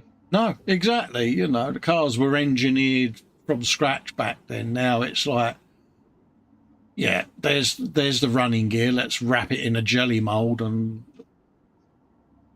Yeah. There's no character in the cars or individuality now. No. Yeah. You know, the proper neckbeards would be able to look at a light cluster from a car of this era and be able to identify the car it belongs to, because they were all so different. Yeah. And then what can you say? You know, American muscle cars. You know. Beautiful work, Paul, as usual. And again, backdrop just works, doesn't it? Oh yeah, definitely. Yeah. Still go off some people though, can't you? Because, you know, they just do it so easily, or make it look so easy. Yeah. New member, William Rayborn, to the group there. And William, he recently had his Facebook account compromised, should we say. Paul Christopher has finished an AMT Chevy Silverado monster truck 25th scale. Normally painted red, but I went for something different. A Vallejo light livery green. Ooh. Oh, that works. Yeah. You've been... A light livery green, though. Yeah. Have you done full-blown monster truck noises? That's what I want to know. I would have, wouldn't you? That is light, isn't it? It's gorgeous. I like that. It's very subtle. Like you say, you got the Coca-Cola livery along the side, just faded in. It's just nice. Yeah. I like that a lot. Yeah. Pardon me. All brum brum noises would have been had there. Definitely. Yeah, nice one. Gets in there. Nice job there, Paul, mate. Jeff says, my dad taught me that reading the raised text on tail lights of cars of the era of this Plymouth almost always reveals the exact year of production. Yeah. There you go. Oh, of course, yeah. Would they have the year stamped on one of the letters then, Jeff? Would that be what you mean, mate? Yeah. It's an old link from a Warhammer Sunday. That's Archie's painting. Yeah. Phillips Prime Time, DH Model Works. Oh, God.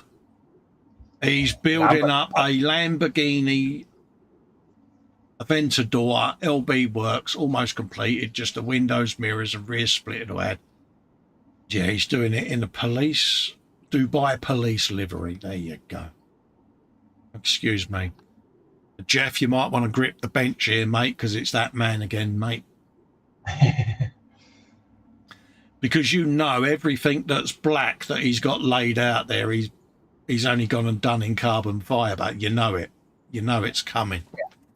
So you will get unadulterated zoomage on this. Oh, wow. Yeah. James, look at the rivets along the wheel arches, mate.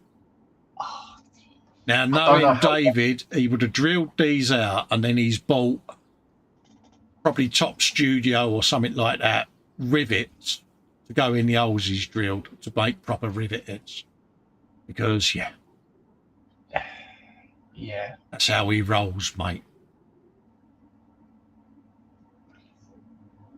Boom. Get hold of that lot. Oh, yeah. Look, it's carbon fibre decaled. Look at that lot. I don't know what to say to that. Isn't it? Makes you sick, doesn't it? Wow. Every bit of that. Look at that carbon fibre work. And it's proper bookmarked as well, so that he's got a cut right down the centre. And let's zoom right in. There you go. Right down the centre line. Then he reverses it, so you get this opposing diagonal bookmark weave on it, and it's unbelievable. He's done all of this and all. Oh, man. Jeff, could you swear at your screen, mate? It saves me doing it. Yeah. Yeah, and exactly what Jeff says, carbon fiber decal wizardry. Yeah. Yeah. Yeah. Absolutely stunning. Yeah. Beautiful, beautiful work. Just absolutely flawless. Yeah.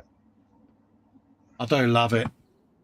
The attention to detail and the patience that would have gone into this.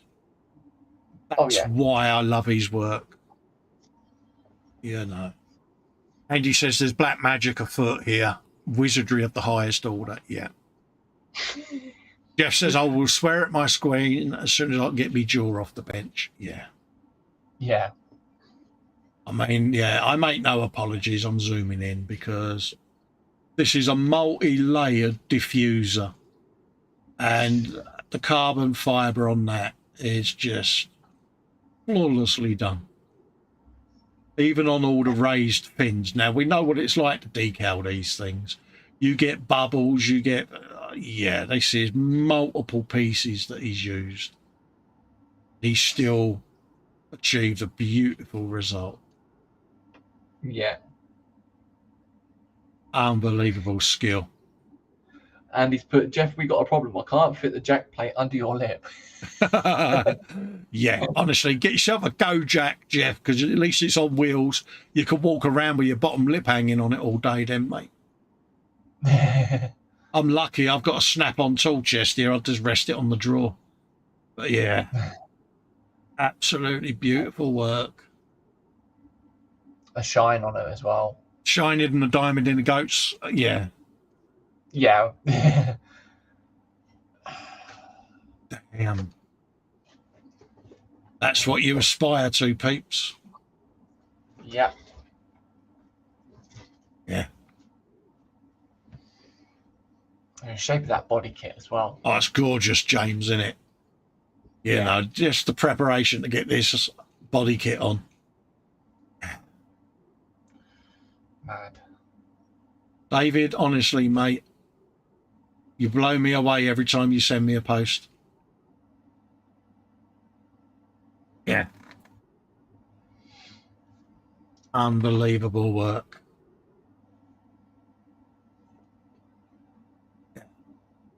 Honestly, it leaves you speechless, doesn't it? Yeah.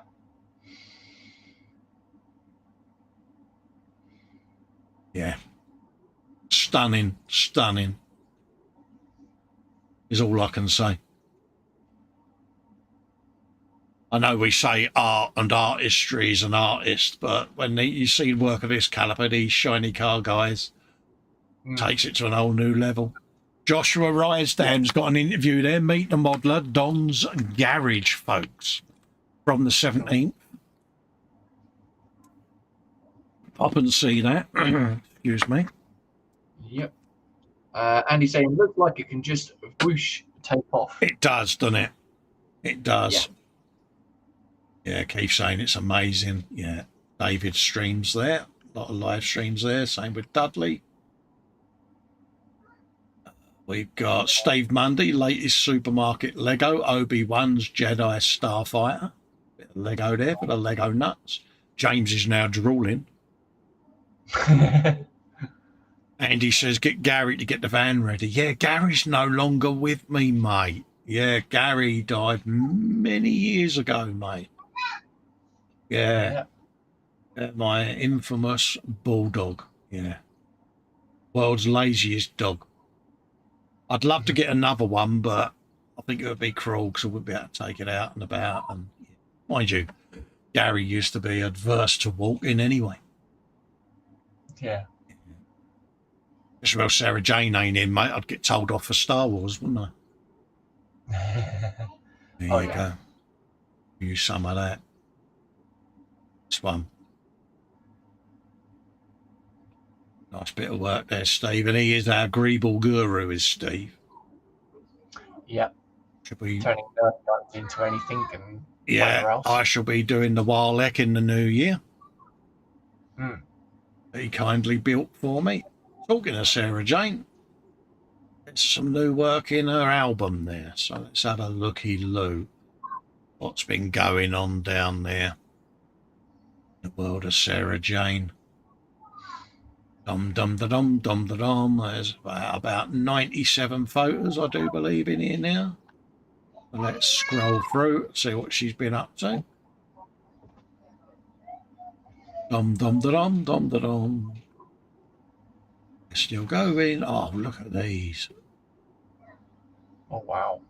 We have got GT3 coming up, or is it a GT4? I don't know. Let's have a look. GT3, look at that. Nice. Yeah. Nice bit of decal in there, isn't it, eh? Yeah. Then we got the Beamer. Nice one. All coming through. Andy Graham says, yeah, Sarah Jane's decal work is stunning. Always perfect placement every time. Couldn't agree more. Jeff, couldn't agree more, mate. Yeah. Always flawlessly done. There you go. One of the old school Porsches. Absolutely. 962. Yeah. Goes back to the two ninjas that she did. Did I miss any? I just want to make sure. Because I will get fined if I do. I want to miss a photo. Andy's saying, look up the definition of a car nut, and there's a photo of Sarah Jane with 2 thumbs up. Absolutely, yeah. Definitely. Full blown, yeah. Look at that. Aye. And to think that there are market decals as well. Yeah. Yeah. Beautifully done. Yeah. Yeah. We got the Subaru Impreza WRC from 1999. Yep. Full blown decal scheme on that. Again, flawlessly done. She's probably sat in the passenger seat of that rally car, or probably driving it actually, but yeah. Yeah. You go, folks. So that's what Sarah Jane's been up to. Edward Leonard, Axel and Speed Breaker Garage resin kit. The last couple of pictures I've added the rabbit to it. Yes, mine are on their way. I am so looking forward to these arriving.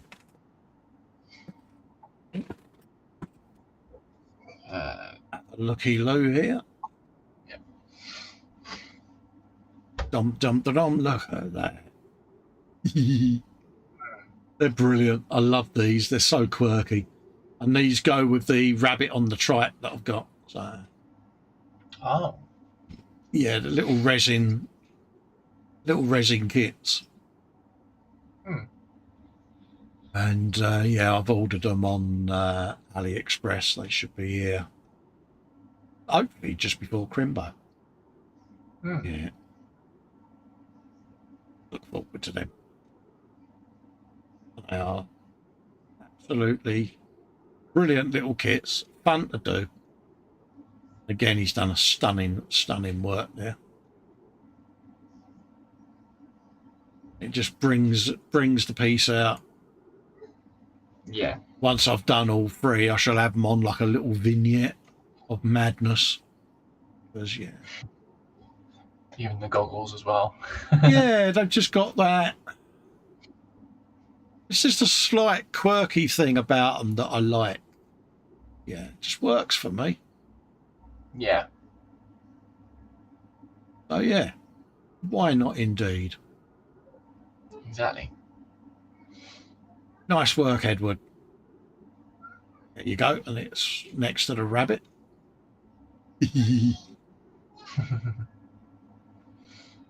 Yeah. A goodly trio. And I think the other one's a chipmunk, if I remember rightly. Nice set. So keep an eye out for them in the new year. Be going up on the channel. There's a full build there from Dudley's scale models, Toyota GT86. Full build video there, folks. I'll pop over and have a looky-loo. Some more from Max here. Here are some more Iron Warriors stuff I've been working on this month. I think I'm addicted to chevrons. Yeah, I think you are, Max. I think you're addicted, mate. Oh dear. Jeff says, I think Edward nailed the look of hand-hammered metal on this. Yeah, it does, Jeff. It looks proper handmade, doesn't it? Yeah. Yeah, Max, I concur, mate. I think you're addicted now to Hazard Stripes, mate. Yeah. Yeah, I think we need to get you some therapy, dude. Yeah. But no, it does go well with that colour scheme. But it just works, doesn't it? At the end of the day. It just works. Yeah. I like it. I like it a lot. Now, you know, if you saw that walk into Walcher, you would, and then you would just run, wouldn't you? Yeah. I would be there going, James, I'm so glad I'm not you. You stand there and fight him. I'm going to go and hide underneath this bin. Yeah, nice. Beautiful work, Max. Keep them coming, fella. Yeah. Yeah. It has been a busy bee.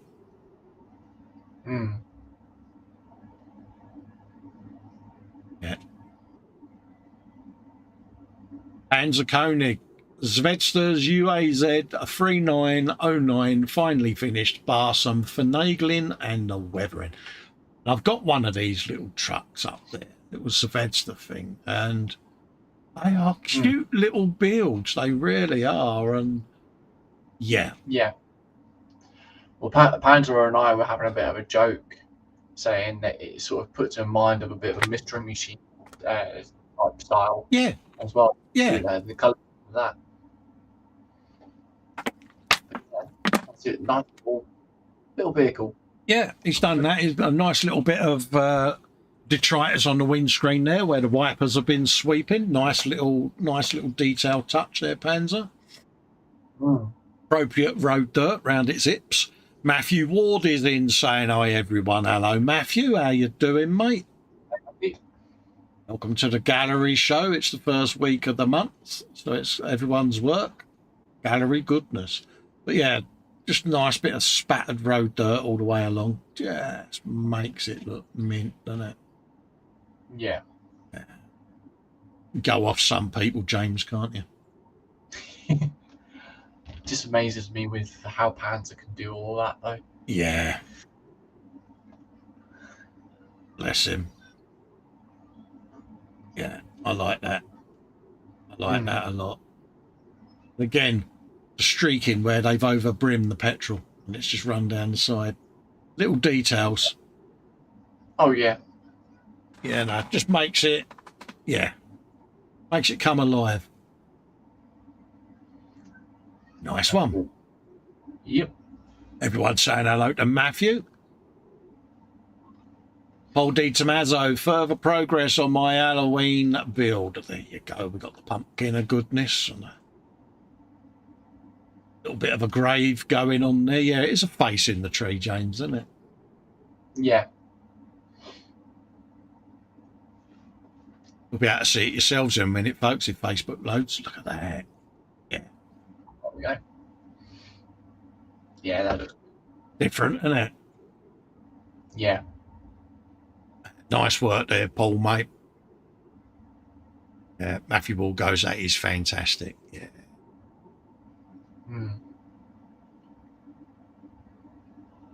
Iron Man, this is Spiddy Q8, our good friend. It's coming together nicely. Nice little video on there. Go and have a looky-loo, folks, and show your support. This is the Iron Man part works that he's putting together. Oh.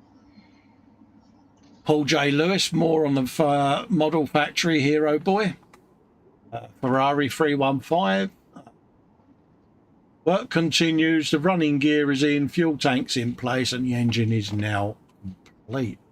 And then he's got the interior coming up. So let's have a looky-loo. Again, I looked at the fuel tank when I first saw this post, and I'm like, oh, really? But that's what you're paying for, isn't it? Yeah. Really is stunning.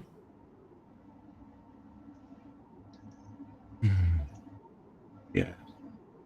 Coming together nicely. And you feel you could go and drive it now. But I mean, the rivet detail, and it's just the look of it. And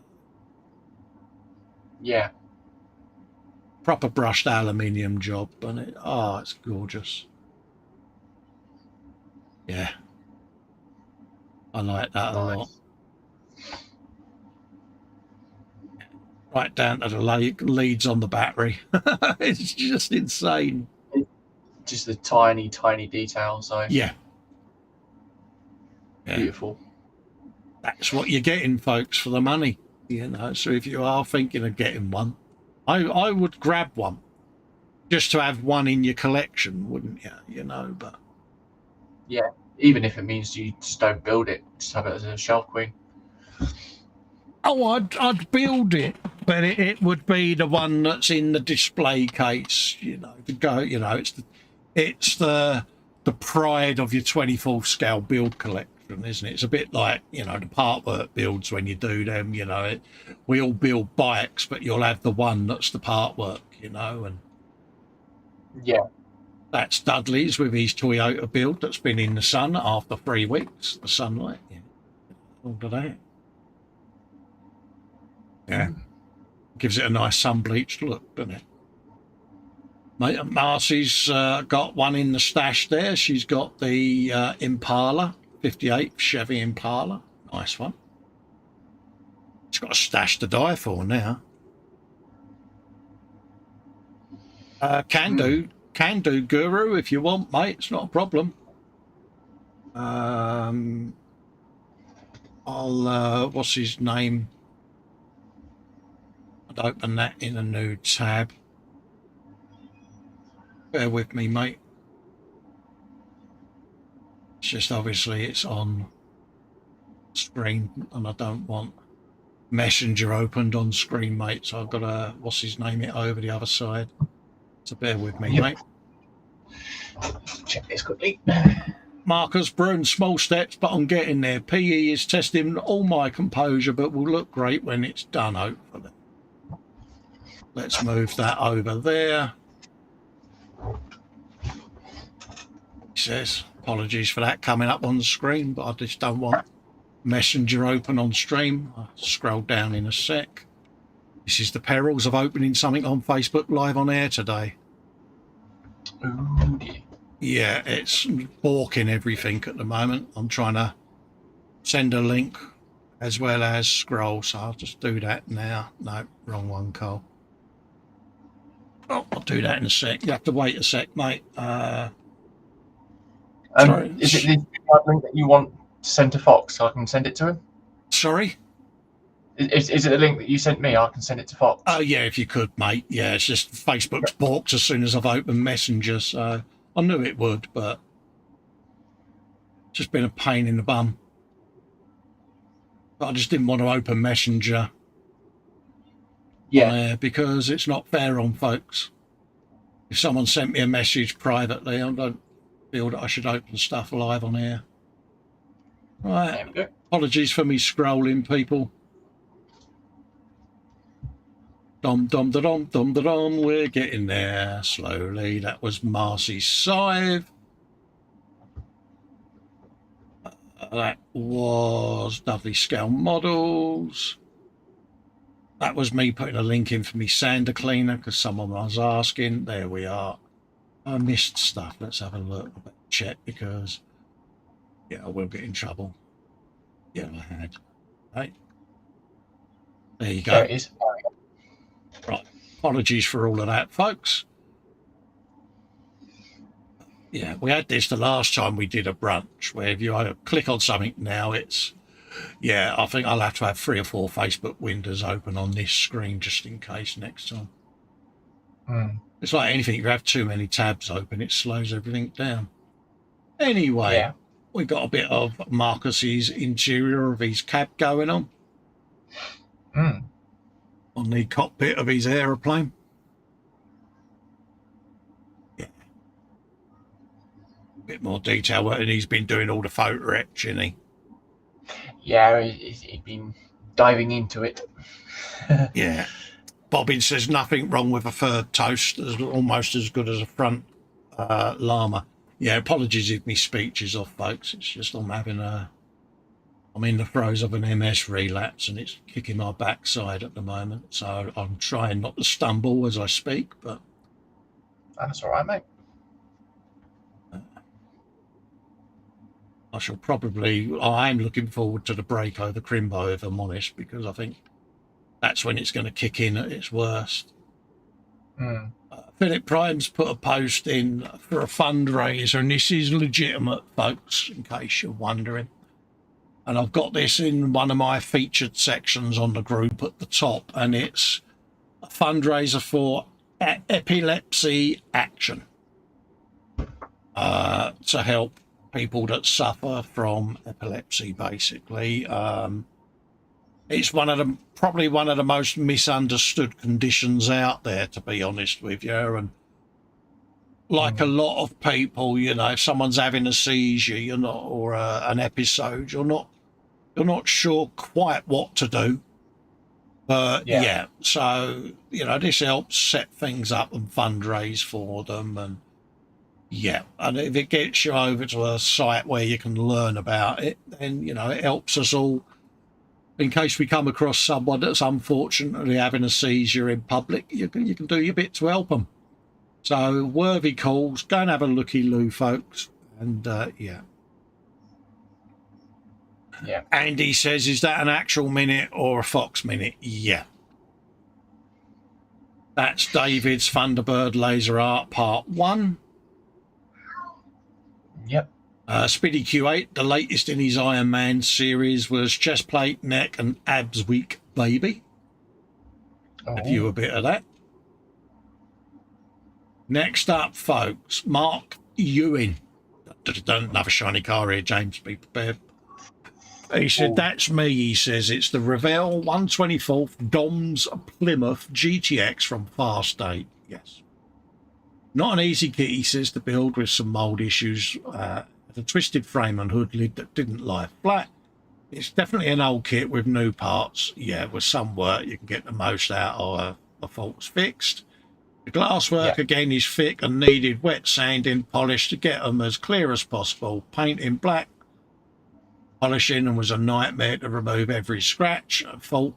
I'm happy with the result. It's not his best work by a long shot, and he needs to do better. Just open that up and then I'll let the guru in, so bear with me. Just waiting for Foxy's screen to come on there. Is he on? Let's add it. Pink. I am within.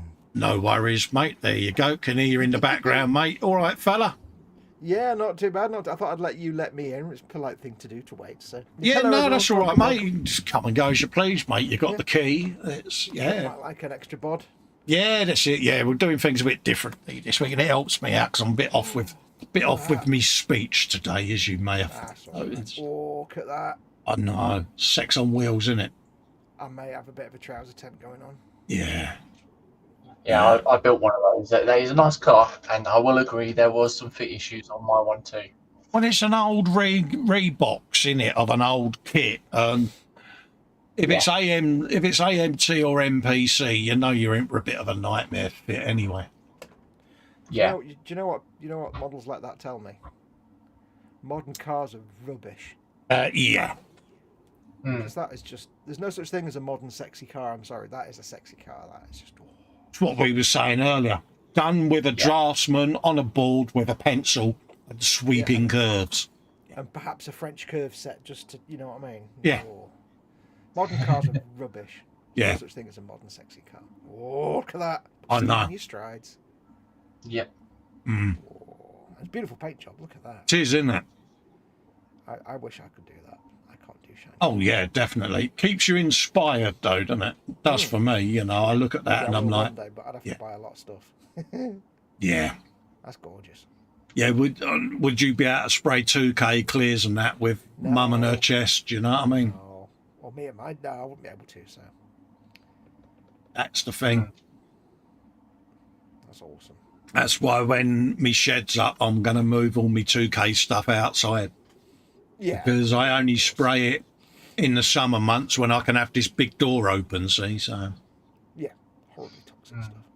So it's maximum outside waftage on a dry day, and yeah. Mm-hmm.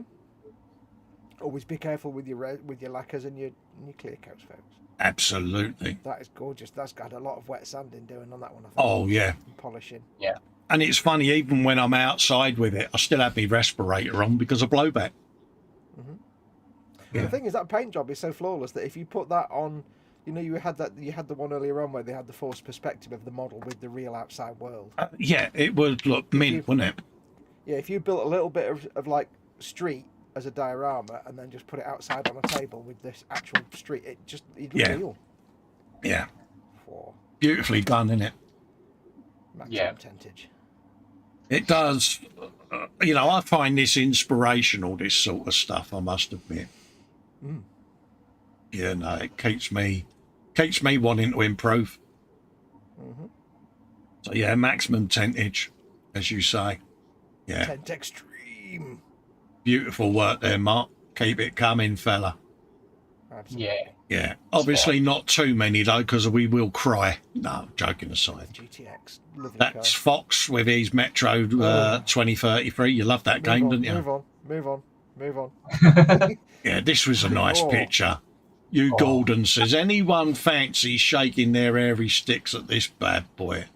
I've seen that before. Yeah, I've seen it. I'd love to find out more about it as to whether it's a scratch or whether this was a kit. I don't know, but absolutely stunning.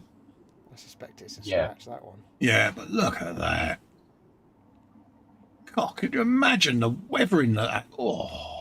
You look at that and you look at every model you've ever built and you just put your tools down and go off and become a nun, don't you? Yeah, you sell your bench. I mean, like, even if I combine your scratch building with Steve Mundy's scratch building, it doesn't even begin to even reach that level of just...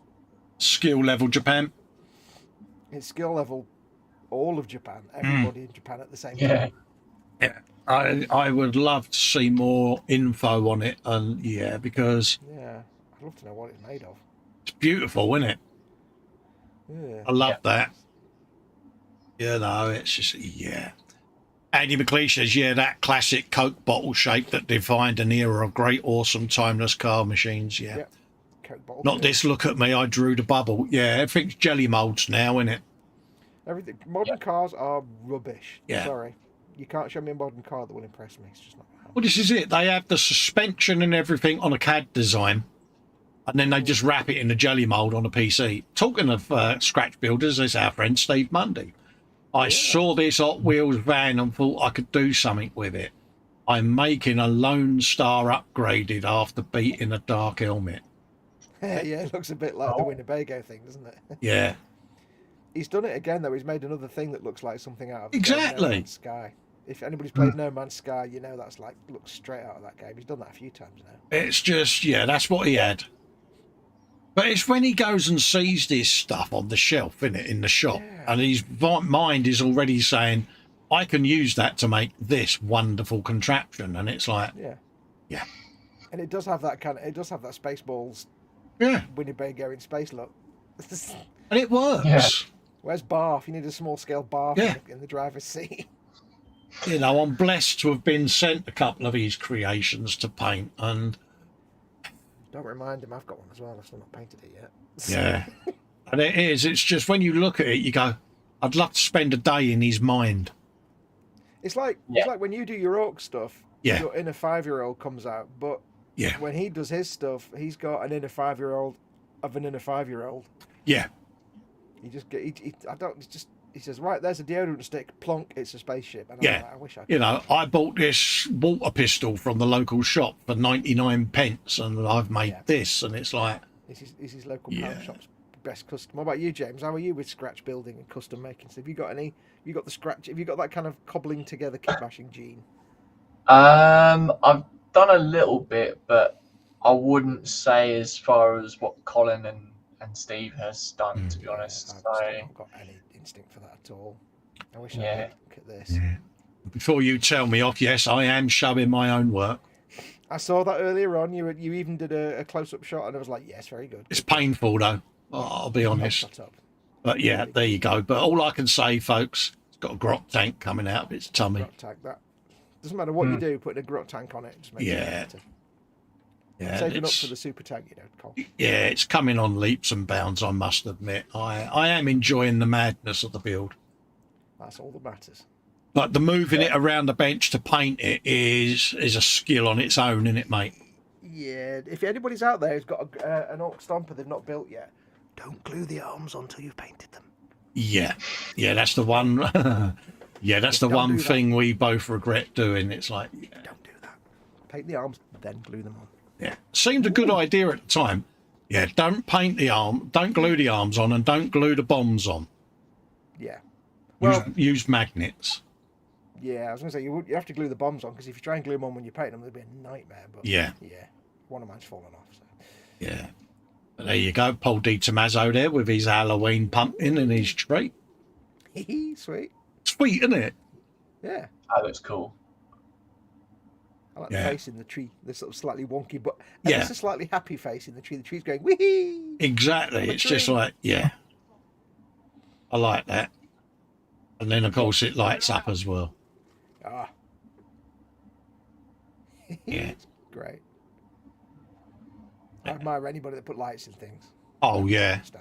No anything with electricity, mate. Oh, yeah. Got to be done. Again, the pumpkin just got that sinister look about it. Yeah, I love the pumpkin sinister and the tree looks ever so slightly derpy, like, okay. Yeah. What do I do? Do I stand here and go, oh? I can't do a lot on my tree. Yeah, I like peace. Or it's looking at the grave there, and it's going, feed me, because it gets all the yeah. Circle of life, folks. Circle of life. Exactly. Awesome. Marcy there, a little time before work. Weather is being cooperative enough. Hopefully it will be as good tomorrow, because I need to spray some primer and some paint, and she's been weathering up this Grim Reaper for a Halloween group build, and again, sinister, isn't it? The Grim Reaper. And Marcy, she's queen of things that go bump in the night, isn't she? Bless her. Oh yeah. I can't remember if that's the same one that Dr. Faust did. That comes with a. That might be where I've seen this before. I don't know if it is the same one. He had it a torch or something. Yeah, that's right. Yeah. Yeah, she's doing a bit of weathering on there. Bless her. Yeah, bone is harder than you think to paint. Yeah, it's not an easy thing, is it? Yeah. No, you think it's easy. That's Dudley's Scale Models. Has added a photo of his GT86 in the album we showed earlier, folks. There's some more updates for it. I'm going to sneeze in a minute, so if I you do what you got to do. That was me putting in a link for me sanding cleaner, because someone asked me on the live stream what I was using on the brunch. Yep. Next up, we've got the Budget Modeler. And this is someone that's been doing kit bashes again. Here we go, he says. It's the AT Samba. Yeah, he's basically done this in a 49-hour build. It's a kit bash of an ATST and the Revell Volkswagen Samba even. He enjoyed building it. And this is what we mean about bloody kit bashers. It's the uniqueness. Yeah. It really is. You know, and I love it. There's some people that can just do it without thinking. There's some people that put a lot of thought into when they do it, but it's the people that can just do it without on instinct that are just envious of. Yeah, and it works because why not? You would think this was a legitimate kit, and it's perfect. I love it. It's different. Yeah. Welcome to how every single sci-fi spaceship in every TV show, movie you ever watched in the 70s and 80s was made. This is how it was done. Yeah. It's a skill that's been lost for the most part. I think so. And this is where I enjoy being able to do it still because that's how they did it back in the day. It was, you know, you've only got to look at old pictures of Star Wars. You can see all the Tiger Tank bits on the Falcon. Yeah. You know, and that's how they did it. Cobbled together bits of plastic models and scratch built it. Yep. Yeah, and it works. Just works for me. I'll work on that one. Yeah. Awesome. And who wouldn't want to be walking around in that? I would. I'd be like, yeah, I've got a Samba bus body on it because I could. Yeah. Exactly. Yeah. And it must have taken some extra work because the Samba bus isn't a cab, is it? You see, he's had to proper get the saw out. Yeah. Yeah, it's not like a little sort of Japanese truck cab. He's had to actually. Yeah, he's scratch built a bulkhead and everything on the back of it, and yeah. It's nice. It just works. I have the chat open, by the way, now. Just realised. Yeah, it just works for me. I must admit, and like I say, anyone that takes on a bit of scratch building, it's like have a 1,000 XP. You know, it's yeah, I love it. I might try it one day, but I've just never had that skill. Not since I was a kid and tried making a Citroen Diane model into a Mad Max Citroen Diane.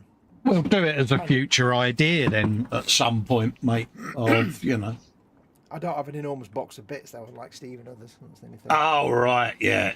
I'll have to go through the Greebles box. Send you up a box of Greebles. Joshua Rysdale, meet modeller Mark from Montana. That's his weekly interview streams that he does. Always worth a good watch. That was David over at Sprue and Glue with his Thunderbird 2 wooden model. Wooden Thunderbird Zwei. Yeah, it works, doesn't it? It's got that almost steampunky blimpy. You know the man from the Eye Castle? Yes. That would work in it, wouldn't it? This is one of their weird futuristic stroke alternative. You mean like they got like you mean that I know what you mean, like they've got the supersonic jet, haven't they? They had the alternative Concorde, didn't it, from their world and things. Actually, that kind of thing would work. It would, wouldn't it? Slightly dubious signage on it and paint it grey and white. What we got here? Hugh Golden, latest off the bench is his Airfix 48 Spitfire or Seafire even. F-46 depicted as a Seafire LA 546 station flight. There you go. Lovely. Loads of blurb on there that I will mispronounce. I love having a mirror under the model. It just makes things. Yeah, it's what I was saying earlier. It just makes it come alive, doesn't it? It just looks right. Now, we've always said if you're going to start a model making career, even as a random amateur, you have to at some point make a Spitfire, especially if you're British. If you're not British, you can get it, but if you're British, you have to make a Spitfire at some point. It's that is gorgeous. Yeah, I do like that. Very subtle weathering, just more of a very fake panel wash and some streaks. Lovely. Just works, doesn't it? Yeah, no, and he turns out some beautiful planes. Yeah. Oh yeah. Yeah, nice job, Hugh. He's got like the very faint panel lining. Yeah.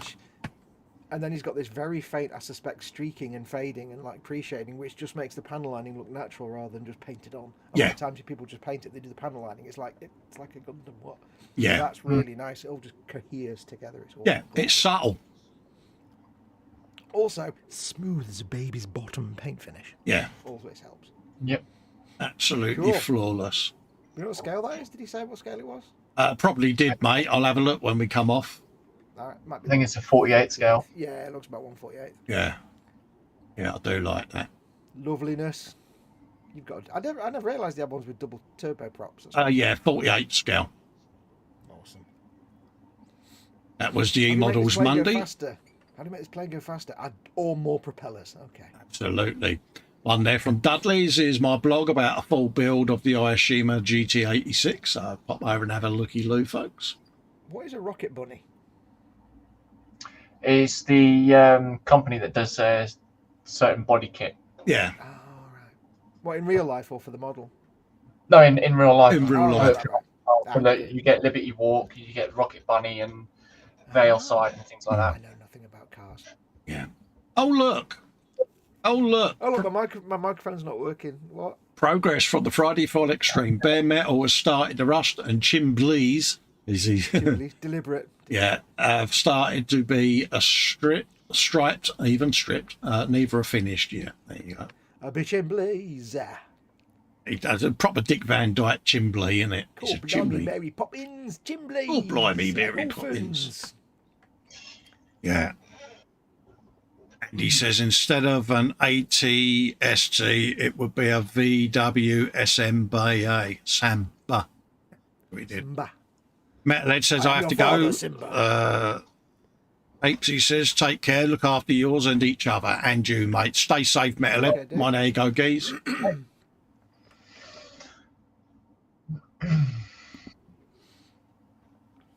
That's how quiet he's gone, James. A bit of the old. I'm not gonna blow my own trumpet. Hold on a minute. So hold up a minute. I have to sit there and show mine. As the host, you do, yes. Yeah. And Yes, I'm Annie not complains contradicting about you. you not self-pimping as well. Exactly, not that, James. I'll self-pimp, but I don't blow my own trumpet. Yeah. But I do pimp. And you loved doing your spiral, didn't you, mate? Actually, once it came together, I hated the sparrow, but Yeah, but you've fallen back in love with your spiral now. And it's been weathered down since we've seen that as well, isn't it? I cobbled it and fiddled it. So yeah, I've nice. got one question for Fox though. Was the spiral inspiring? quite possibly. Yeah. Quite possibly. It was conspiring to do something. Yeah, you need to keep a check on that. Oh. Yeah. They do get worse, folks. Yeah. But no, I like that. Trust me. Very subtly done, dude. I've known Colin a long time. They do get a lot worse. Yeah. Thank you. Yeah. I know it's even worse off air. David Hunter's put in some finished work there for his Aventador in police livery. He says it may be a simple kit, but by far the best fitting Ayashima kit I've worked on. Simple kit. Ah. Yeah. Get your hate sticks out, folks. Mm-hmm. He says with all the Yeah. and all that. Witchcraft and two tomfoolery alert coming, but yeah. But like you say, the mirror, it just works, doesn't it? It's Yeah. oldest trick in the book, and yet the most simplest trick in the book. Well, the only thing with mirrors is it's not that simple because I got a mirrored spinny thing, right? And within 5 minutes of having it, it was scratched and covered in dust, and it's impossible to keep it clean. So how these guys and girls keep these mirrors spotlessly clean, hats off to them. Oh, yeah. Look at that. Which is nice. Wow. Looking at all the different carbon fibre work that he's done, we all know that's a ball ache to apply. There's always carbon fibre in his work. Yeah. Carbon fibre. Beautiful, isn't it? Yep. It's when he sits and carbon fibres, gear levers and things like that. It's just like, Oh, yeah. yeah, That's just insanity, that is. beautiful, And to isn't it? think, like, that's actually what their police cars are, which makes it even more insane. I know. Yeah. Yeah. Yeah, they don't mess about out there, do they? Look at the kind of cars they're chasing. Of course, they need to have them as Exactly. that is some But beautiful, beautiful. finish Would on you that. want to be caught by the Dubai police and punished? No. No. Because it's going to be severe, isn't it, out there? Hey, at least you get when you get arrested, you get to ride in the, I'd say in the back, but yeah. Yeah, but then to be honest, for the person they've arrested, that's probably like a 4-door estate. Yeah. So they'd be like, Yeah. oh, I've got to ride in that. Yeah. Yeah, be like, oh, I've got to go down market. They've got to go to their like gold-plated Mercedes G-Wagon. Yeah. They're like Yeah. the G-Wagons in Saudi, aren't they? That is gorgeous. It's stunning work.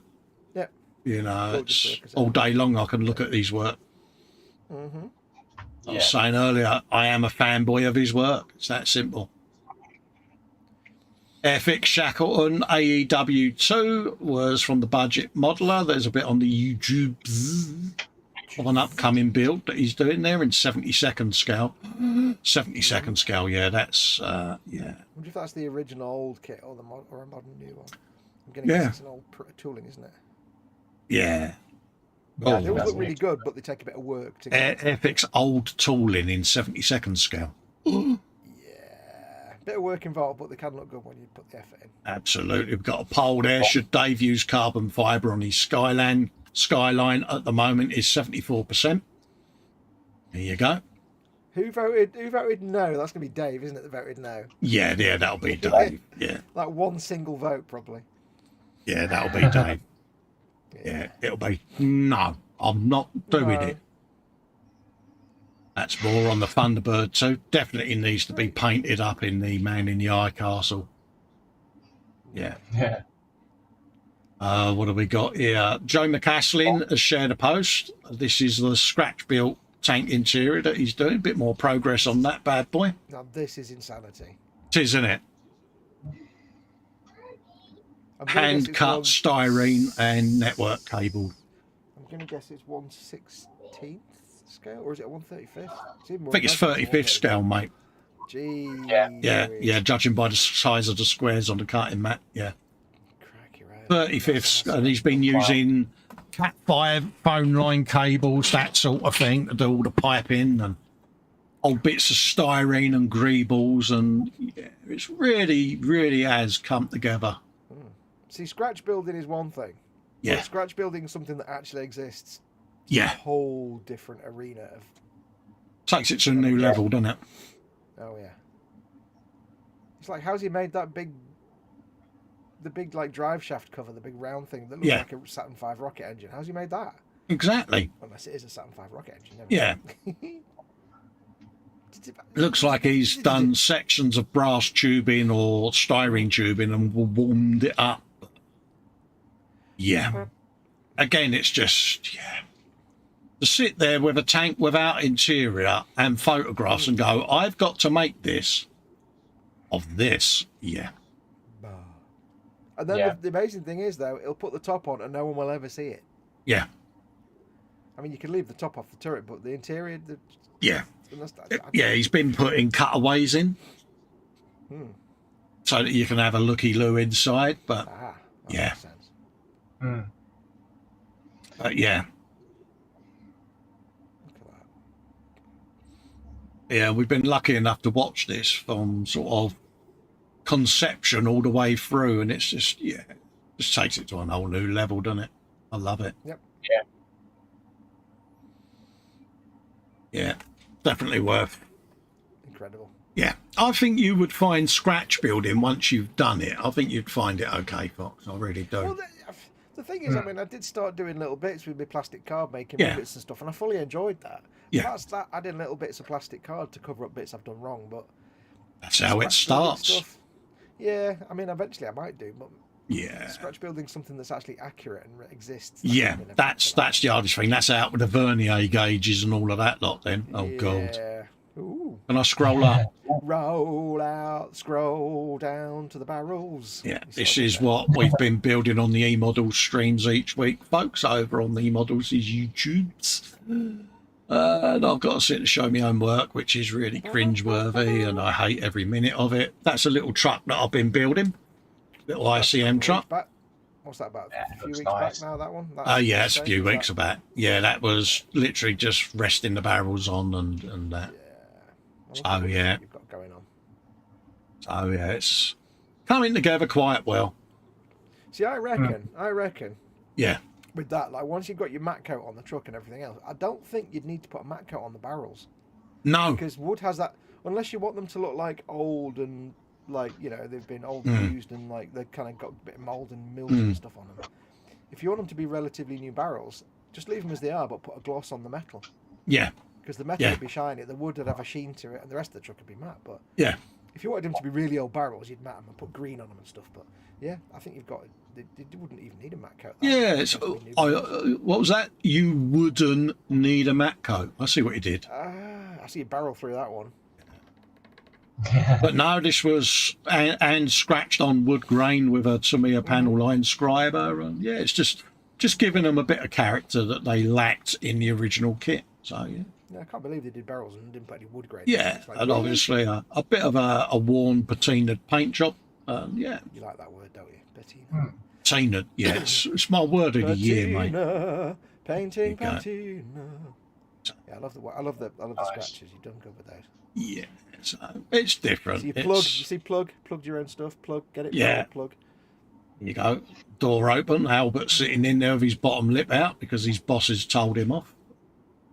There you go, folks. Awesome. That's Fox with his Fallout Friday stream. When Metro kicked my ass, I went back to Fallout sulking. Yeah, did you have your tail between your legs? I had to go to Fallout and say, Fallout, look where that big boy kicked me. I don't Paul like Christopher says, good work on the barrels. It does look good, Cole. Oh, cheers. Thanks for the feedback, folks. Because we are very critical of our own work. I think everyone is. This is the MFH kit from Paul J. Lewis. He's added some more bits. And These are ones that cost like £1 billion and they have 8,000 parts. Yeah. Wow. Yeah, and honestly, it's phenomenal. Phenomenal. That's a good word. I like that. I know, phenomenal. Yeah, I said it right the first time. Got it wrong the second time. How's that work? I was going to say you got it right the first time. The size of that fuel tank. Yeah, gorge, isn't it? In the days when you needed a fuel tank that big just to go down the road. Yeah, that got him literally off the start-finish line and to the pits to fill up again. Yeah. Yeah, I'm going to beautiful assume this work. is some sort of 1950s racing car. Yeah, it's a Ferrari. There you go. Look at Yeah. Look at the engine on that. Gorgeous, isn't it? That's insanity. You would do cooing noises everywhere, wouldn't you? But yeah. Oh yeah. Yeah. He had to hand lace these wheels as well, Fox. Oh. Yeah. Oh. I remember watching Chris putting the spokes on his Africa Twin. Benz. Yeah. Yeah, no. Well, on that Mercedes Benz things as well. Yeah. They will photo etch. Oh, look at the HT cable leads on that. Yeah. Brilliant, isn't it? HT leads. Jeepers creepers. Yeah, it's just insanity on a whole new level, isn't it? Why is the battery like where the passenger would go? Because there's no passenger. Because there's no room because of the size of the fuel tank in the back. Wow. Yeah. Stunning. Absolutely beautiful. Fantastic. There you go. Shiny car. Old D. Tommaso there, he's doing the flintlock pistol. No, I thought that looked like you said. What do you think I'm making? I thought it was said, Buddha. At first I said it's either Buddha or it's Sterling Moss in the 1955 Formula One World Championship. Yeah. Because he's just got that kind of Sterling Moss hat. Yeah. Helmet. Yeah. Yeah, this the end of the thing on the flintlock. And yeah. Which is just there. Look at that. Again, another interesting little build, isn't it? Yeah. See, we don't get interesting builds like that over here, do we, really? Mind you, Lindbergh, you should be able to get hold of it, I would have thought. Yeah, we can get all that stuff. It's just, I'm just too busy making Warhammer stuff. Yeah, yeah. If it was a 1-to-1 scale bolter gun, it'd be interesting. Oh yeah. You said you had tentage earlier.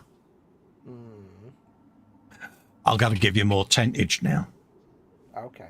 I have in my possession. Yes. You're getting all close to the microphone, aren't you? Close to the microphone.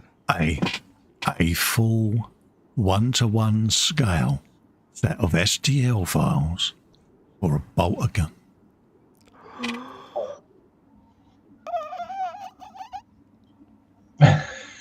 Just give me a minute. I think you set Fox off there, Cole. Yeah. Marcus has made some progress on the seat belts. He said almost gave him an hernia, stroke, and one-way ticket to anger management. It was all compensated when the fuselage came together on the first go, and it's the small wins, yeah. And the killer is, Marcus, is once that's all on and the canopy's on, you're not going to see them seat belts that caused you all that pain. Well, unless you build it with the canopy open, if that's an option. Yeah, I did a Messerschmitt BF 109. And I even made the little photo etch that the foot goes in on the rudder pedals for the pilot. And of course, once you bung the pilot in and the canopy on, you can't see them bloody oops down there. But I sat for ages bending them up and getting them in place. Well, this is the benefit of social media because you take all the photographs for posterity. Yeah. So, so much detail in that. Nice, isn't it? What plane is this? This is a not modern fighter plane. I'm guessing it's an old one. Yeah. Oh no, it is a modern one. Let's have a look on the thing. What is it? I think it's the A6 Corsair. A6 Corsair. Yeah. Oh, yeah. There you go. Yeah. He says like he knows what that is. I've got no idea. But he's got a Festa 67's workshop sticker on his bench. Yeah, I noticed that. Yeah, he's got 1,000 XP for that. Suitably placed and conveniently placed sticker. Seems to be missing a different. There's a slightly different sticker that he doesn't seem to have, which. Yeah. Let's sort that out. Next up, we have got Paul Christopher. I'm trying something different, putting these two together. I have an idea as the outcome, but it might change, so I will go see as he goes. I'll post most pics, even if it does go horribly wrong. I have cut out engines and will be using wings and missiles. Ooh, interesting. I've not decided on a paint scheme yet. I have a question, but if you have a question, I have not decided whether to strip all the chrome off or not. See what you think. I'm wondering whether you're doing. Go on. Are we combining a fighter plane and a Plymouth GTX? Yeah, I've got a feeling he's doing the car out of the original Triple X movie. That's what I'm thinking. I don't know what that is. If he's combining a jet plane and a Plymouth GTX. Yeah, and I reckon it's the one that Vin Diesel drove in Triple X, and it had all the missiles and everything under the hood. Yeah, that's what I'm thinking. Interesting. Yeah, it's a 144th Sukhoi flanker. So yeah. And if that is what you're doing, Paul, I'll take me hat off to you, mate. Yeah. I'm intrigued to see that because I don't know what the vehicle you're talking about is, so I'm not sure what it's gonna. I'll be interested to see how that goes. Yeah, definitely take me hat off to you there, mate. If you're doing that, combining cars and planes always gets a voting because it's craziness. Yeah, I love it. And it's scratch buildery tomfoolery, mate. What more can you say? Yeah. Today I've got a 1/16 fireman figure and also a Saturn V rocket. Let's combine them. Wait, and we got to say Su-27 flanker without getting it wrong. Flanker, Sukhoi flanker. Yeah, we've got Cyberpunk played real slow there. You love that game, don't you? I love that game. Oh, gold. Steve Mundy, latest work in progress. He's back. He's been rummaging through his bits box. He's just got a massive box full of things that look like other things, which is amazing. Yeah. Oh, let's see what his creative mind has come up with. 30 grand on model kits over the last 10 years and just not. Yeah. But this is just rummaging through the bits box. I know, and it goes to the local pound store to buy tat and just. It's always funny though when you look at it and think, I know what that thing is, and it's not a model part. It's like a part of a stapler or a lighter or a staple remover or something. Yeah, he had one the other week with some Gundam bits and an old clipper lighter. You know, this is like man. It's fun when you recognise the non-model parts of things. You go, oh, I know what that is. And I think part of one of them is like a not a USB cable, but I'm sure there's a cable connector somewhere. Yeah. That's like on the back of that, you've got what looks to be the 2 feet from an 8080 as well. Yeah. Well, looks like, but then they're kind of rounded, so I don't know if that's what they are. He stuck them bits onto. I don't know what that is actually. Yeah. Interesting. It's fun trying to spot the. See, I like that. Yeah. I think he's not done anything with that one, but that's a nice little ship just by itself. Absolutely is. I'm going to assume that's from something. But yeah, I just imagine he's got this 16-foot by 16-foot Greebles box for some reason. And it's just like, I'm just going to full David Bellamy mode. I'm going for a rummage in my Greebles box. It's like, what are those blue things? The Helix? Are they pencil sharpeners? A pencil sharpeners, mate. Are they pencil sharp? Oh, he just goes into his local post office and buys like a shed load of pencils. I love it. It's just excellent. This is. Because it always reminds me of like when they made the original wiring models for Star Wars: A New Hope, the best one. The actual, the rounded cone on the engine of a Y-wing. Yeah. Was actually a thing at that time. Used to buy these tights called leg, EG, and it had an egg-shaped plastic thing that they came in. Oh right, so they went and bought a shed load of tights, these women's tights, pantyhose or whatever, and just used the little plastic things they came in. So they're actually eggs.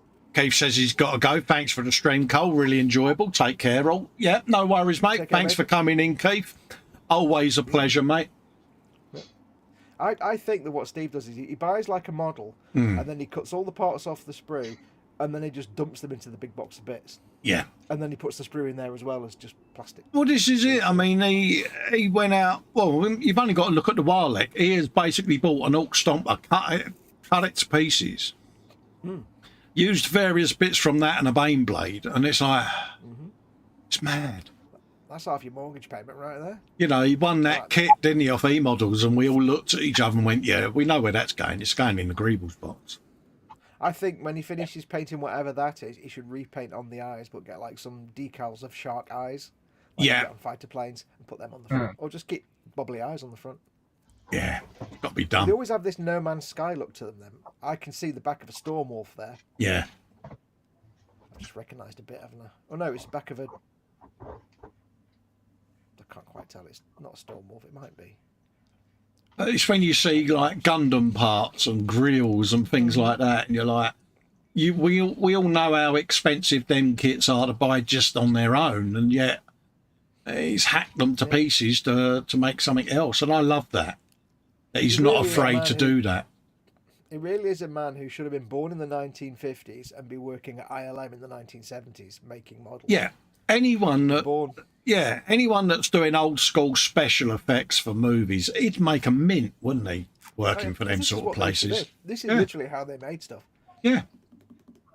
You imagine it if he had worked on Red Dwarf, some of the creations he could have made and had on mainstream telly. Yeah. Fair play to him. Or if it had a budget and worked for an American company. That was Educating Festa, part 15. We're getting closer. Richard Thomas worked so far on his Tamiya Nissan Skyline GTR4 Nismo Z-Tune R34. Nismo. What does Nismo mean? Is that a brand name or something? I presume so. I think as well. Yeah. Oh? Funny little word. It's a tuning company. Oh, is it? Nismo. Yeah. There you go. See? This is why James is here. He knows these shiny cars, mate. I know nothing. I know that much. Yeah, got a nice bit of interior going on. Let's have a zoomage. Here you go. Nice. And is it me, or do the seats just look like brushed velvet? They do look like Alcantara, actually. You know, they got. You just want to go and stroke the velvet. That sounds so creepy. I used to, when I was doing detailing, I used to hate interiors where they had Alcantara because it was a nightmare. Yeah, especially on the headlinings and things. Yeah. Right, I'll be back in 5 minutes, guys. Got to make Mama Wolf a brew. Yeah, no worries, mate. No worries. We'll just carry on with a bit more gallery. Yeah, no worries, mate. Yeah, that red works well for the with the black for the interior. Yeah. Oh yeah. Oh. Perfect timing. Yeah, there you go. That was last week's Warhammer Sunday. I painted some stripes on my Lehman Russ. And it was very relaxing.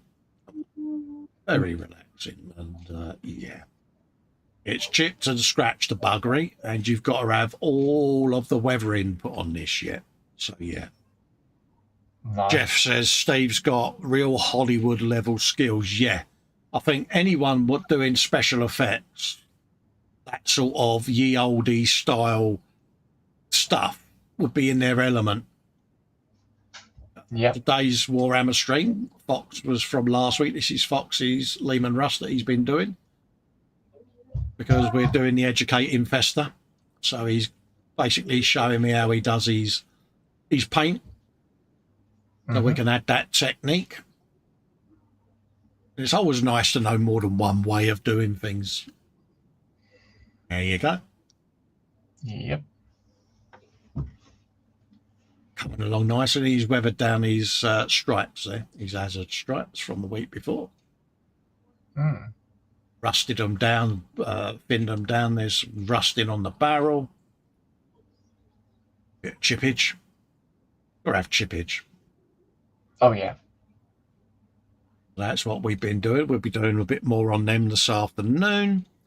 Andy McLeish says he's so jealous. Yes, Steve has got second to none skills, mate. Joshua Rysden has done an interview with Rick Zink, another guy who does a lot of cars and stuff, a lot of American muscle cars. Go over and watch it because I love these interviews because it's builders I might not know about, and then I just go and sub to their channels and say hello, and You get to extend your community. Calum did a live stream even on Monday there with Calum at White Glove Models. Nice to see him back streaming. Primetime modelling from last week. Box saying stupendous character creation leaves me with only one possible name on option. Yes, it was Regolis of the original Bill TV show, because he does bear a real uncanny likeness to Regolis. James is now looking, thinking, who the hell is Regolis? Yeah, it's yeah. Just as Reg Hollis pops up. It was an ITV drama series about the Metropolitan Police called The Bill, appropriately, and there was a character in there called Regolis, and as soon as I saw this, it's like I didn't have to zoom into the name. It was like, yeah, it's going to be Regolis. I was literally just like setting up the character. I'm like, la la la la la, random. I've just made Reg Hollis. What? Yeah, this is what Reg Hollis would look like in the future. If you're not in Britain and you've never watched The Bill, just do a Google search for Reg Hollis. Yeah, and not when he's old. You'll see him in his police uniform. Yeah. It's a good game. I'm enjoying that game now. I'm back by that. Uncanny likeness. I have a message for you, Colin. Oh, hugs. From Mama Wolf. Hugs and a big kiss. Oh, big hugs issued. Big hugs issued to Mama Fox. Yeah. Ooh. Sprue and Glue there. He's doing an Honda Goldwing, a GL 1800 motorcycle out of Lego. And it's Honda Goldwing. What more can you say? Oh, yeah. 1800 cc's on 2 wheels. Damn, that's a lot of power. Joe McCaslin shared a post update of his scratch-built tank that he's doing with the interior. Let's have a look, because it looks like the decals are going on. Nice. Well, did I just do Whispering Bob's jazz voice? I did, didn't I? Nice. I'm going to go, what is it? Is it a general, is it a pattern? I can't quite, it's not a pattern, is it? It's a... I don't know whether he says there. Let's have a look. No, he doesn't say, does he? Tamiya M10. Oh, there you go. I thought it had a name of a general. Yeah. Oh, yeah, I can see. Yeah, you got the open panels there. Yeah, he's made access panels on the corner, so you can see right in. Where you paint the edge of the holes red, like on proper. Yeah, proper engineered cutaways. Yeah. Yeah. I like the weathering on the edges on those mud guards at the front. You can just see the subtle weathering on the edges and the scratches. Yeah. And on the mantlet as well. Yeah. The gun. Metallic, that's nice. It's just right, isn't it? Yeah. Yeah. You can go off some people, can't you? Because absolutely. Yeah. And like you say, you can look at that and know that he's scratch built everything inside that is, it's an achievement, isn't it? Yeah. You know, he's earned the right to go full neck beard at a modelling show, innit? I didn't buy the interior version because I built my own. And then what I did was I took all the parts for the exterior and removed them and built the exterior as well. Ray Aquilina's off. He says, see you guys. See you later, Ray. Take care, buddy. Lovely to see you in, mate. Did you know Keith has gone as well? Yeah, Keith's gone. Yeah, he's got to go. Yeah, I know that, mate. Yeah. There you go. Yeah, I do like that. And those bogies on the side, Cole. Yeah. I think that's what the bogies look like on that new 40k tank. All right, let's have a go back. See if I can find it. Come on, Facebook, it ain't hard. There you go. Oh yeah. Yeah, we're gonna have to score that tank, aren't we? Yeah, I can just hear the squeaky rattliness of those bogies on that tank there. Yeah. The funny thing is, when I try to remember what tanks sound like, I don't hear roaring diesel engines. I hear that like a squeaky. Yeah, I tend to hear that you get clatter of the tracks, and that as they're turning, that little squeak, and it's just that little squeak is the bit I remember. Yeah, no, I do like that. He's done a great job on that. Outstanding. And he's on the hate list because what can you say? Absolutely. Yep. Oh, God. Simon Shorey has shared a post. Here's another shiny car coming. Yeah, grip your benches, folks. Yeah. Steady. I know. With this, it's the colour, a bit like Paul's earlier, Paul Bretton's. It's the colour for some reason just talks to me. Yeah, I don't think it's Ipanema brown. It's a nice copper. Yeah, colour. But it's just. It could be Ipanema brown. You never know. Yeah, and it's almost like there's a colour transition in some places as well. But it's just beautiful. It's got that. It's got the fleck in it, but it's like nicely in scale flake as well, which is unusual. It's nice that, and just the smooth shine of the lacquer on it is just it's had the crap polished out of it like that as it's. Oh, isn't it? It's proper. Even the windscreen. How do you get the windscreen that clear and that shiny? I don't understand. Yeah. I don't understand. I just don't understand. Yeah, look at the tartan on the seats. Yeah. Awfully great that is. I like that. So you got to do your Scottish voice. There you go. Yeah. It meets with my approval. I think you'll find. Yeah. Whole new level. I have no understanding of how any of that works. It's the glass that gets me. How do you? Yeah, and the carbon fibre on the engine. Oh, really? Yeah. A lot of hours have gone into that. I'll never understand how to do cars. Nice bit of photo etch on the back there. It is, isn't it? And it, like you say, it's the gloss, isn't it, on the windows? It's just unbelievable. Yeah. Outstanding, Marine.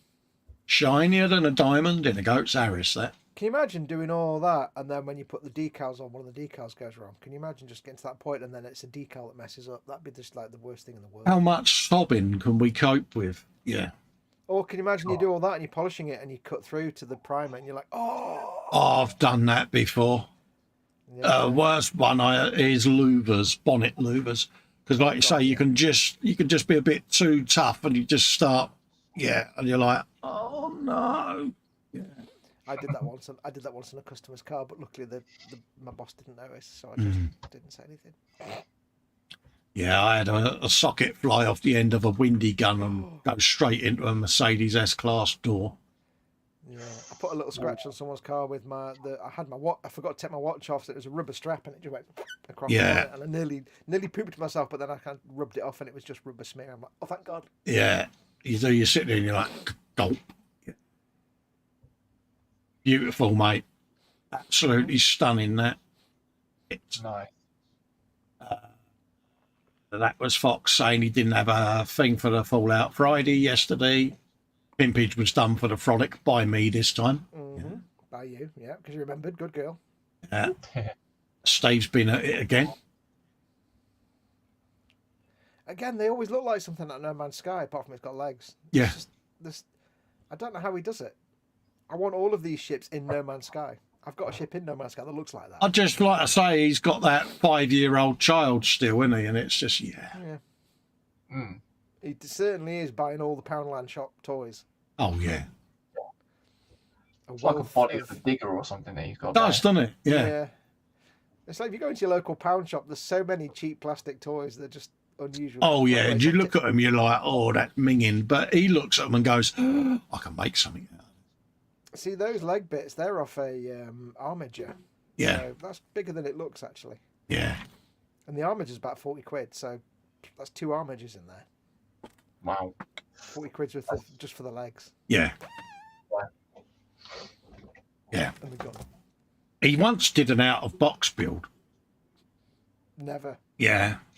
And, I don't think he'll do another one. I don't remember seeing any proof of this. Yeah. Yeah. Nice one. Insanity. I love the way it looked like it's on tippy toes as well. Yeah. But it's like, I'm a tank and also a ballerina. Ooh. But you can look at the stuff and you can almost see how it would work, because nothing looks out of place, does it? It looks like that's how the kit came, It's like a dreadnought, but with a comfy cab instead of just putting a dead guy in the middle of it. Again, tank up a hole. Yeah. Some cockpit canopies or spaceship canopies. It's just. But once they're all together and primed, it just works. And he's got Falcon fire down the side, which is perfect because it sounds like a kind of thing on a spaceship. So you just paint that up. It's great.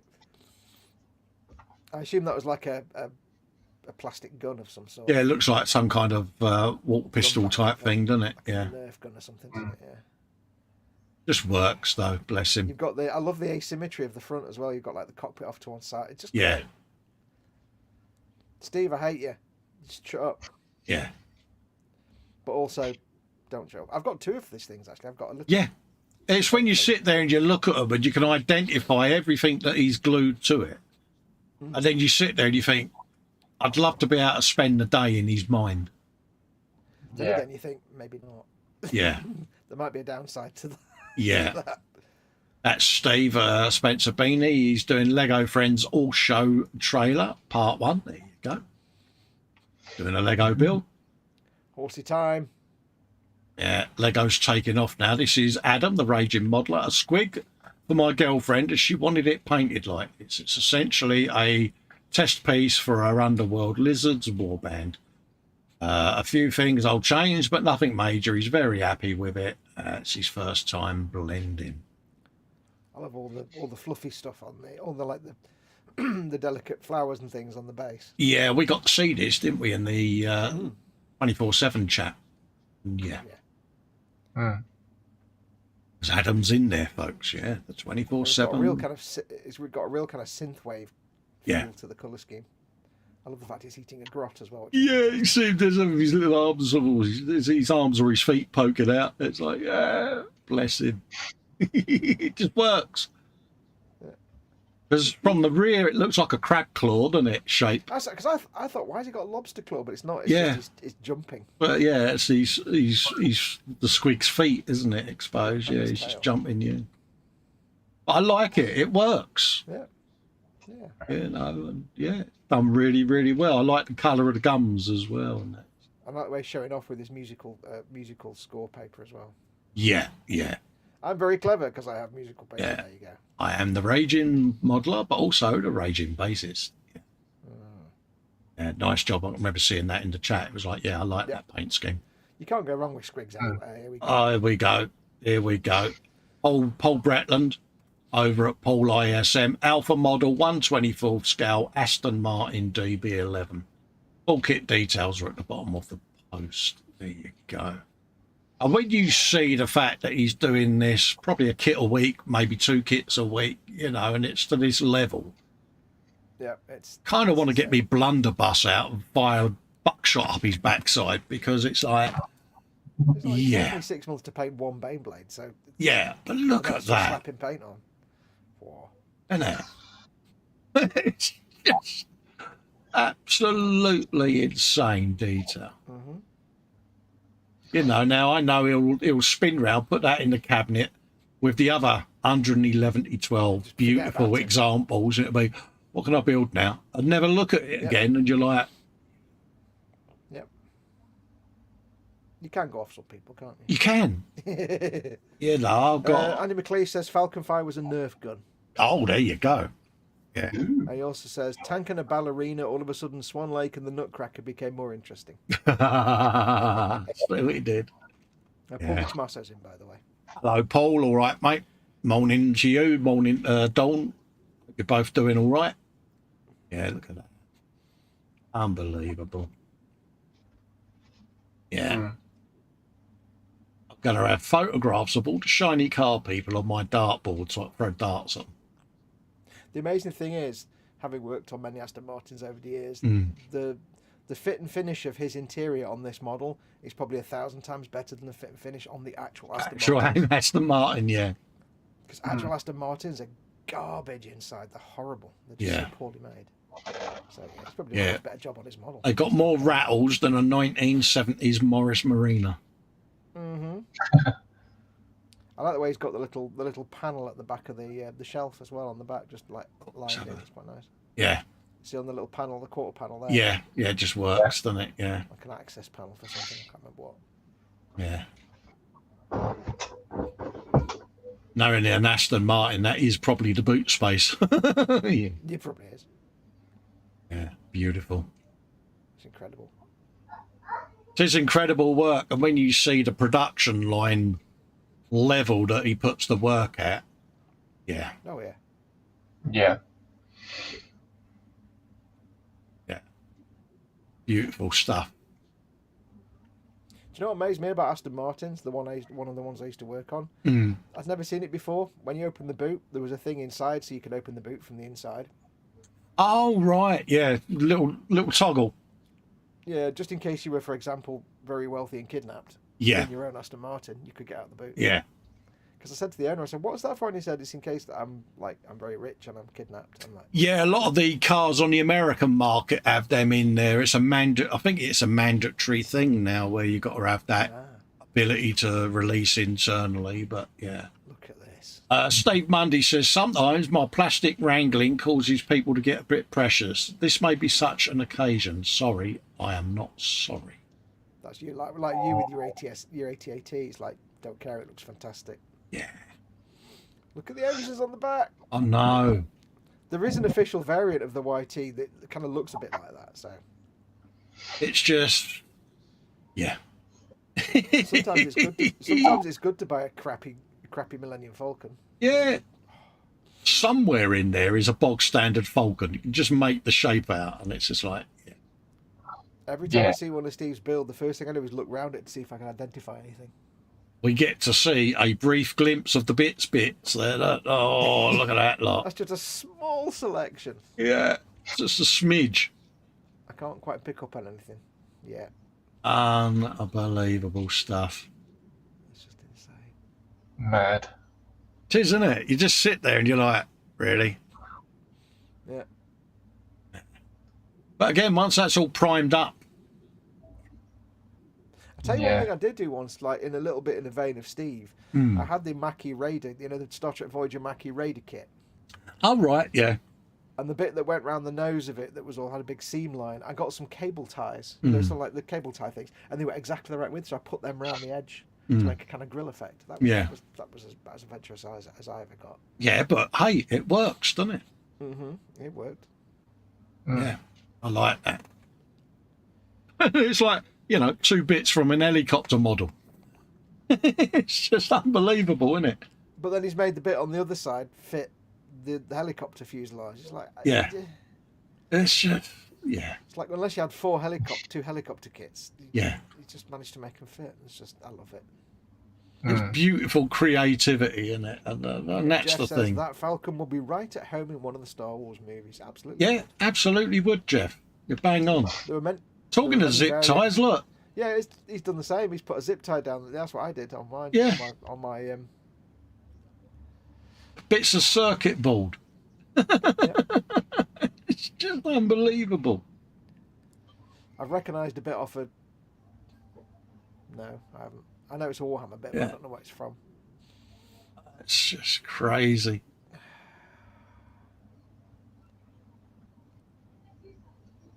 Yeah, that like Jeff said, that would look so in place in a Star Wars movie, wouldn't it? And I'm fairly certain he does all his work just on his laptop, like just in front of his laptop. Oh yeah, that's his laptop there on its little cooling mat. That's what I've got under my laptop. We won't talk about how he appears to be playing some mobile game. Oh yeah. Like some kind of farming, gem collecting. Yeah, moving on. Yeah. We won't talk about that. No. If it helps with his genius of creating things like this, he can play as much as he wants. Wherever you get the mojo from. Absolutely, mate. Joshua Rydesdam on this week's episode, we talked to a guy named Jerry from Just Paint It on YouTube, who's just started a channel, so hopefully you'll like the episode. Check his channel out as well. There you go. And he's does a bit of figure painting. I like the expression on that. Yeah. I can't place it. Is it somebody from The Thing, perhaps? It looks like the guy from The Thing, Judging by the Parker, I'm going to make a leap of guess and say it's one of the characters. Can't just have one of them Parkers. Mama Fox has got one. Mama Wolf has got one even. Oh, what the... Oh, now I see where he's got... Yeah, there you go. Right. Update on my kit merger of the 67 Plymouth and the SU-27. Is he going to fill in the wheel arches, do you think? Just a solid? Ooh, it looks like it. Yeah, so he's totally not what I thought it was. No. I thought it was the one from the Vin Diesel movie, Triple X. See, this to me is a real kind of 1980s Yeah. sci-fi rock album type artwork type. Yeah. Or book cover. Yeah. Yeah, see where it's going. Mm. Yeah, there's a lot of wings on the flanker, aren't there? Yeah. Canards. That is nice. So we get to issue the finger of shame now. Why? Oh, yeah, yeah. Finger of shame is issued. Yeah. Gentlemen, turn your cameras horizontally for all purposes. There you go. Never film or picture in portrait mode. There you go. And I think he's Next time learned you see- because he's next time- turned it there. Yeah, next time you see Ross in the hangout call, just make sure to explain about landscape. Yeah, his movie earlier. It's like, yeah, finger of shame, I think, was issued at the time then. No matter how Yeah. good your work is, if you know Dave Hunter or Paul Bretland put a video up of their car in portrait, we'd say that's a brilliant piece of work, but don't film in portrait. Yeah. Oh, let's make someone squirm bin that he's in on the Right, show. I'll shut up now for a minute. Be quiet, shall we? James has put in a few 3D prints that I printed, built, painted over the last month or two, which include a Spyro, Summon the Reaper, and an Horror-style Beauty and the Beast, along with the one I bought online of Joan of Arc on horseback. Now, I can see James at the bottom of the screen squirming here. So if I can see him, you can see him. He's that bloke down the bottom there. Yeah. Look at the squirmularity. So we'll So should open we these just up. go through these and go quiet, and then Yeah, yeah. I'll actually get him on the side screen again, and he'll be out.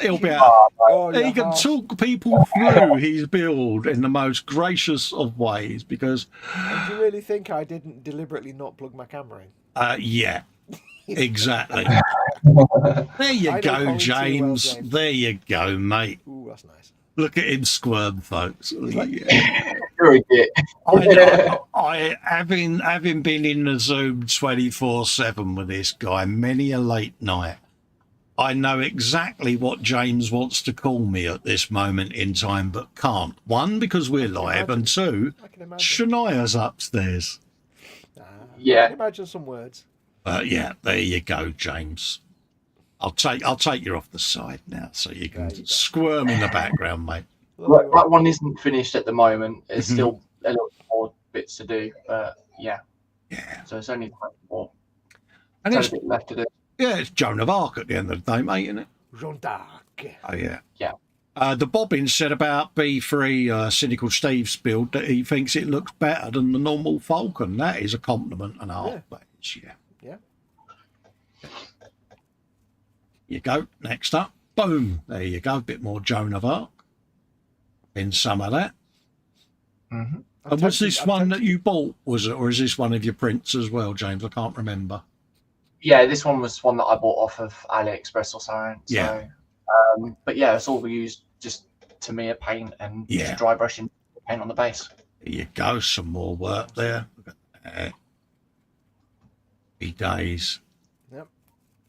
And of course, this is your late night painting of flesh tones that you don't tell Shania, Alicia about. Steady.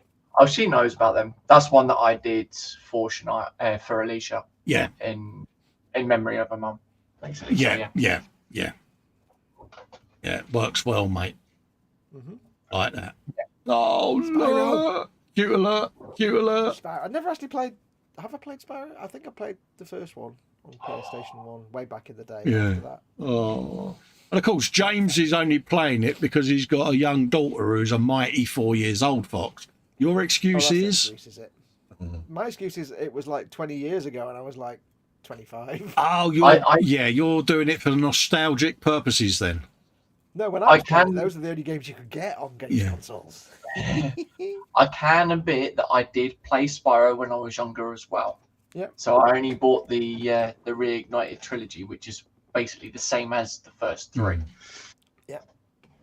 You know, late 90s, early 2000s, everybody played all the, you know, Crash Bandicoot, Spyro, and all the. Oh, that's nice. Yeah, that's Beauty and the Beast, that isn't it, eh? Yeah, it's come Why is out the Beast really wearing well. tights and a yellow thing? I'm joking.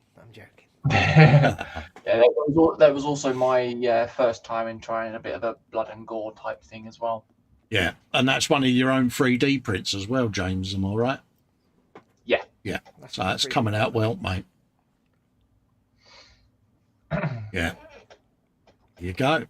Have you suitably squirmed now, mate? Squirming. You notice how we kind of kept quiet to try and make him. Yeah, we did, didn't we? He was proper thrown under the bus, wasn't he? He wasn't having it, though, was he? No, he wasn't playing with us. All I'm saying, Colin, is wait until you're in the hangout, mate. I got another one from Mark Ewing. He says, really happy with how the Gravity 2K Clear came out on his Tamiya 24th scale Porsche 911 GT. Porsche. Yeah. You go. Let's have a look at this. And I'm already hating it because it's going to be so bloody good, isn't it? Mm-hmm. Let's have a look. There's a list. We'll put Mark on it. Yeah. You go. That's all the roll cage interior. See, if I didn't know, I would say the floor pan of that car there was actually a die-cast metal part. It looks like a painted die-cast metal part. Does, doesn't it? It does. Just shut up, basically. Just hate them, don't you? Yeah. He's on the list as well, mate. They're all on the list, aren't they? Yeah. Yeah, they're all on the list. Yeah. Lovely. That is a nice colour. It's come out really well. Stunning, isn't it? Yes, it has worked. Yeah. Yeah. Wow. I don't understand shiny car models. Oh, mate. Yeah. You can appreciate the effort that's gone into it. Oh, absolutely. And you sit there and it's inspirational, isn't it? Mm. You know, it just looks right. Wait, people in your group actually using hashtags. I can't get people in the boom hut to use hashtags for anything. Yeah, they're using hashtags, mate. Yeah. Damn it. Yeah. They're educated, mate. This is why I have them in the group, because they teach me how to do stuff. Let's just, what's his name? Do a quick refresh just to see anything else has been posted. Refresh. Yeah, Facebook is a bit balked today, folks, so it is taking a bit of time to do stuff. We've got some new members there. Kipper Wald, Graham Roberts back, and Michael Ponsford. There you go. Welcome all and each and every one of you. Let's give them a massive thumbs up. I'll write a comment later on. William Rayborn, this is what I've been working on. Finally got it ready for some base coating. This is your territory, Cole. This is, yeah. I know. This is your world. Yeah. I can remember, this used to be one of my dreads. You had done a paint job a few years before, and then someone's dropped the bike at a set of lights or somewhere, and it would come in with a big old scab on the corner there, and you're like, yeah. And they go, oh, can't you just blend it in? I shall redo the whole tank because you're never going to get it to match. That's a machine sander that's done that. Yeah, that's. I guess he's fixed it and repaired it, hasn't he? Yeah. There's been a data bulb has dinged there, so the bike's probably been dropped and the tank's just hit the road. Yeah, ouch. Yeah. Painful dingage. But you would have things like wooden dowels that you'd put in the sides of the tank to try to pop them back out, you know. But yeah. I remember once seeing someone with a blowtorch warming a fuel tank up of a motorbike, and I'm like, I hope there's no petrol. No, I've just drained it out. You're like, can you stop? Can you stop now? Yeah, which bit of fuel tank? Yeah. It's the confusing bit. Well, but I emptied it. No, stop. Baldrick was a legend. Dogsaurus says that's where the Honda symbols were. I had to Bondo it over. Ah, brilliant. Good man. So he's taken the Honda symbols off. Yeah. Pardon me. Yeah. Baldrick was a total legend, bless him. Yeah. Cordless extension lead springs to mind, bless him. Oh dear. I wonder what he's doing now. A rungless ladder. Yeah, bless him. So go outside and blow this air filter out, will you? Yeah, no worries. Out he went. Oh, he's been a long time. And he stood there. He's got a fag in one hand, the air filter in the other, and he's... Just use the arrows, you pillock. Oh, absolute legend he was. By Christ, though, could he do some beautiful bodywork sanding? No. You know, he'd spend all day prepping a fuel tank. It was like glass when he was done with it. Bodywork doesn't necessarily take brains; it just takes skill. Yeah, but brains that was his niche. He would. Yeah. Nothing would cheer him up more than me saying, "Couldn't prep them tins for primer for me, could you, mate?" Oh, yeah, no worries. He'd go, "Good man."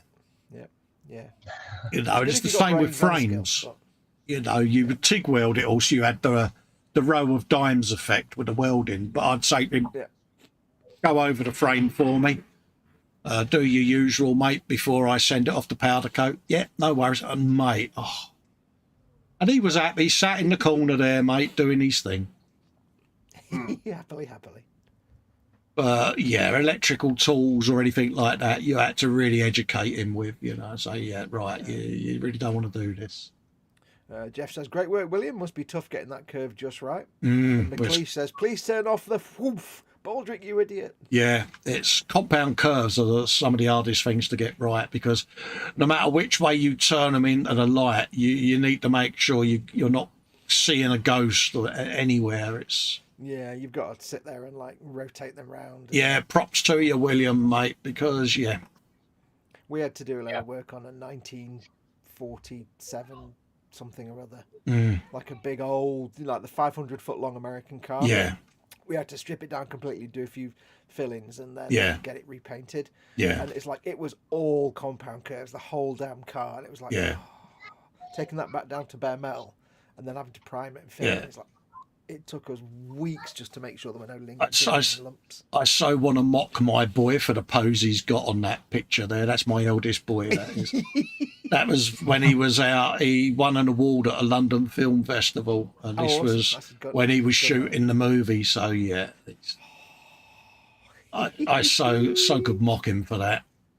Here you go, folks. That's the gallery up to date. On the internet. Yeah, I think you just have publicly on the internet. Yeah. So yeah, there you go. Oh look, Wilma's there as well, bless her, and me nephew and me other boy. That's Mama Festa there, Fox. Oh, is that Mama W? Yeah, that's my wee little 4'9" Mama Festa with Carol, Wilma. Much similarities. And nephew, and there's my youngest son, trying to look suave, windswept, and interesting. In shorts. And there's Betty Rubble, my other sister, and me niece Katie. There you go, folks. Seeing everyone. And that was the pulse from the week before. Mama Festa seems to have a lot of similarities to Mama Wolf. Yeah, she is so ickle. This little tiny lady, don't let this tiny little composure and demeanour fool you. Yeah. She may only be 4'9", 83. Like a badger in a sack. She ain't taking none of it. That is the woman who beat the 6'5" 28 stone giant A-Stacks with her handbag. Exactly. So there you go, folks. That's the gallery done for the week. So we'll come back and say our goodbyes and let you get on with your afternoon, because I've realised we've got about half hour of me having to have a cup of tea and something to eat before we get ready for the... To start about half hour later, Colt? It's not a problem. No, you're all right, mate. I've taken meds, mate. I shall just have a cup of tea and something to eat before I join you. Are you sure you don't want to just chill for half an hour? I can do. It's not a problem. Up to you, mate. It's your call. It's your call, I'll start mate. at 5:30 for you. Give you an hour to chill. All right, mate. Yeah, that'll just give me a chance to take me... have something to eat and let it get down, mate. Sit in a comfy chair for a minute. Yeah, no worries. So massive thank yous. It's been an interesting way of doing. There you go, bit of Donald Duck for you there, folks. Gesundheit. Yeah, that's a Festa sneeze to go with a spider pig there. Yeah, I think I might have another one brewing. You might be in for a double whammy. So yeah. Andy says the Festa family introduction. This is where everyone goes, oh, and then suddenly scatters because Mama W primes her handbag. Yeah, she's lethal, mate. She went out after a load of woodies. Oh, this was earlier on in the year. Now, she only got one eye because she had cancer and caused problems. So she goes out to these rather burly lads. Oi, she says, do you effing well mind?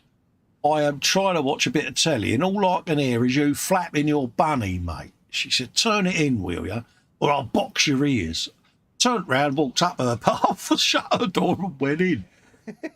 I said, what did they do? She said, well, I looked out the window after I realised the stupidity of what I did. She said, and they was all like, did that just happen? She said, I think I might have confused them. I said, they was probably shocked, Mum. I said, you're lucky you didn't get stabbed, love. You can't do that. Much to confuse them, though, does it? But yeah, she was proper. Wow, she said, it was interfering with telly, wasn't it? See, in an ideal world, what happens is 6 months later, they're all going around and getting like tea and crumpets and taking the little things and helping to do the garden and stuff. My fondest memory of me mum was when I was about 8 or 9. And she was selling a dryer. One of these old 1970s tubular stand-up dryer things because With she the had just... rods in it. Yeah, she had just got a tumble dryer. And I think it was called a flatney dryer, something like that anyway. This woman that come to buy it was quite a large, massive lady. So me being that, she's got fat, backside, but using the A word. And this woman had promptly had a go at me. Of course, my mum's like, it's for me to have a go at me, boy, not you. So wrap it up. But she started getting trappy with me mum. And I can always remember sitting there watching me mum legging it up the road after this woman with a wet mop, swinging it viciously up. You effing well, what that you called me? And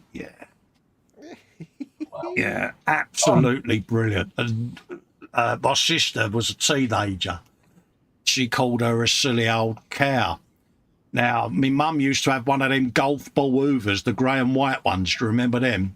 Oh, yeah. With the tartan hose. And she spun it round her head like a cowboy with a lasso.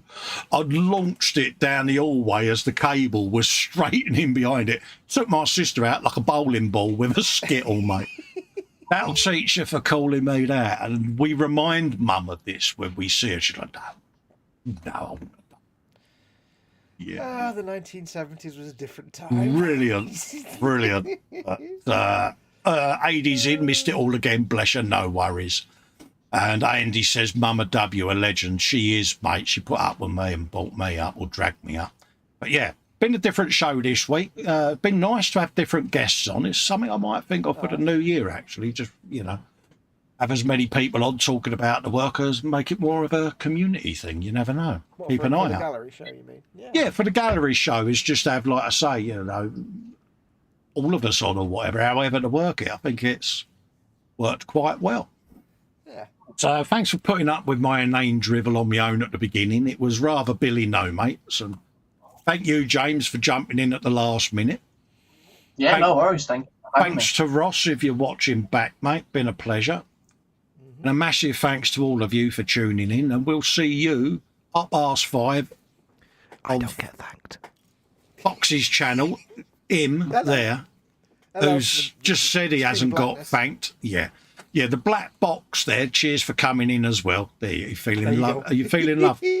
You want a hug? I'm feeling love now. Tickle, tickle, tickle, tickle. Come on. Ew, come don't on. even think. Oh, no. Not in He's hiding away because he doesn't want to be a princess. Yeah. He's hiding away because, he's still got tentage over the models he saw earlier, hasn't he? Steady now. So we'll love and leave you, and we will see you later on today. Bye-bye for now, folks. Neighbours. They're at 5:30. Bye. Bye. Bye.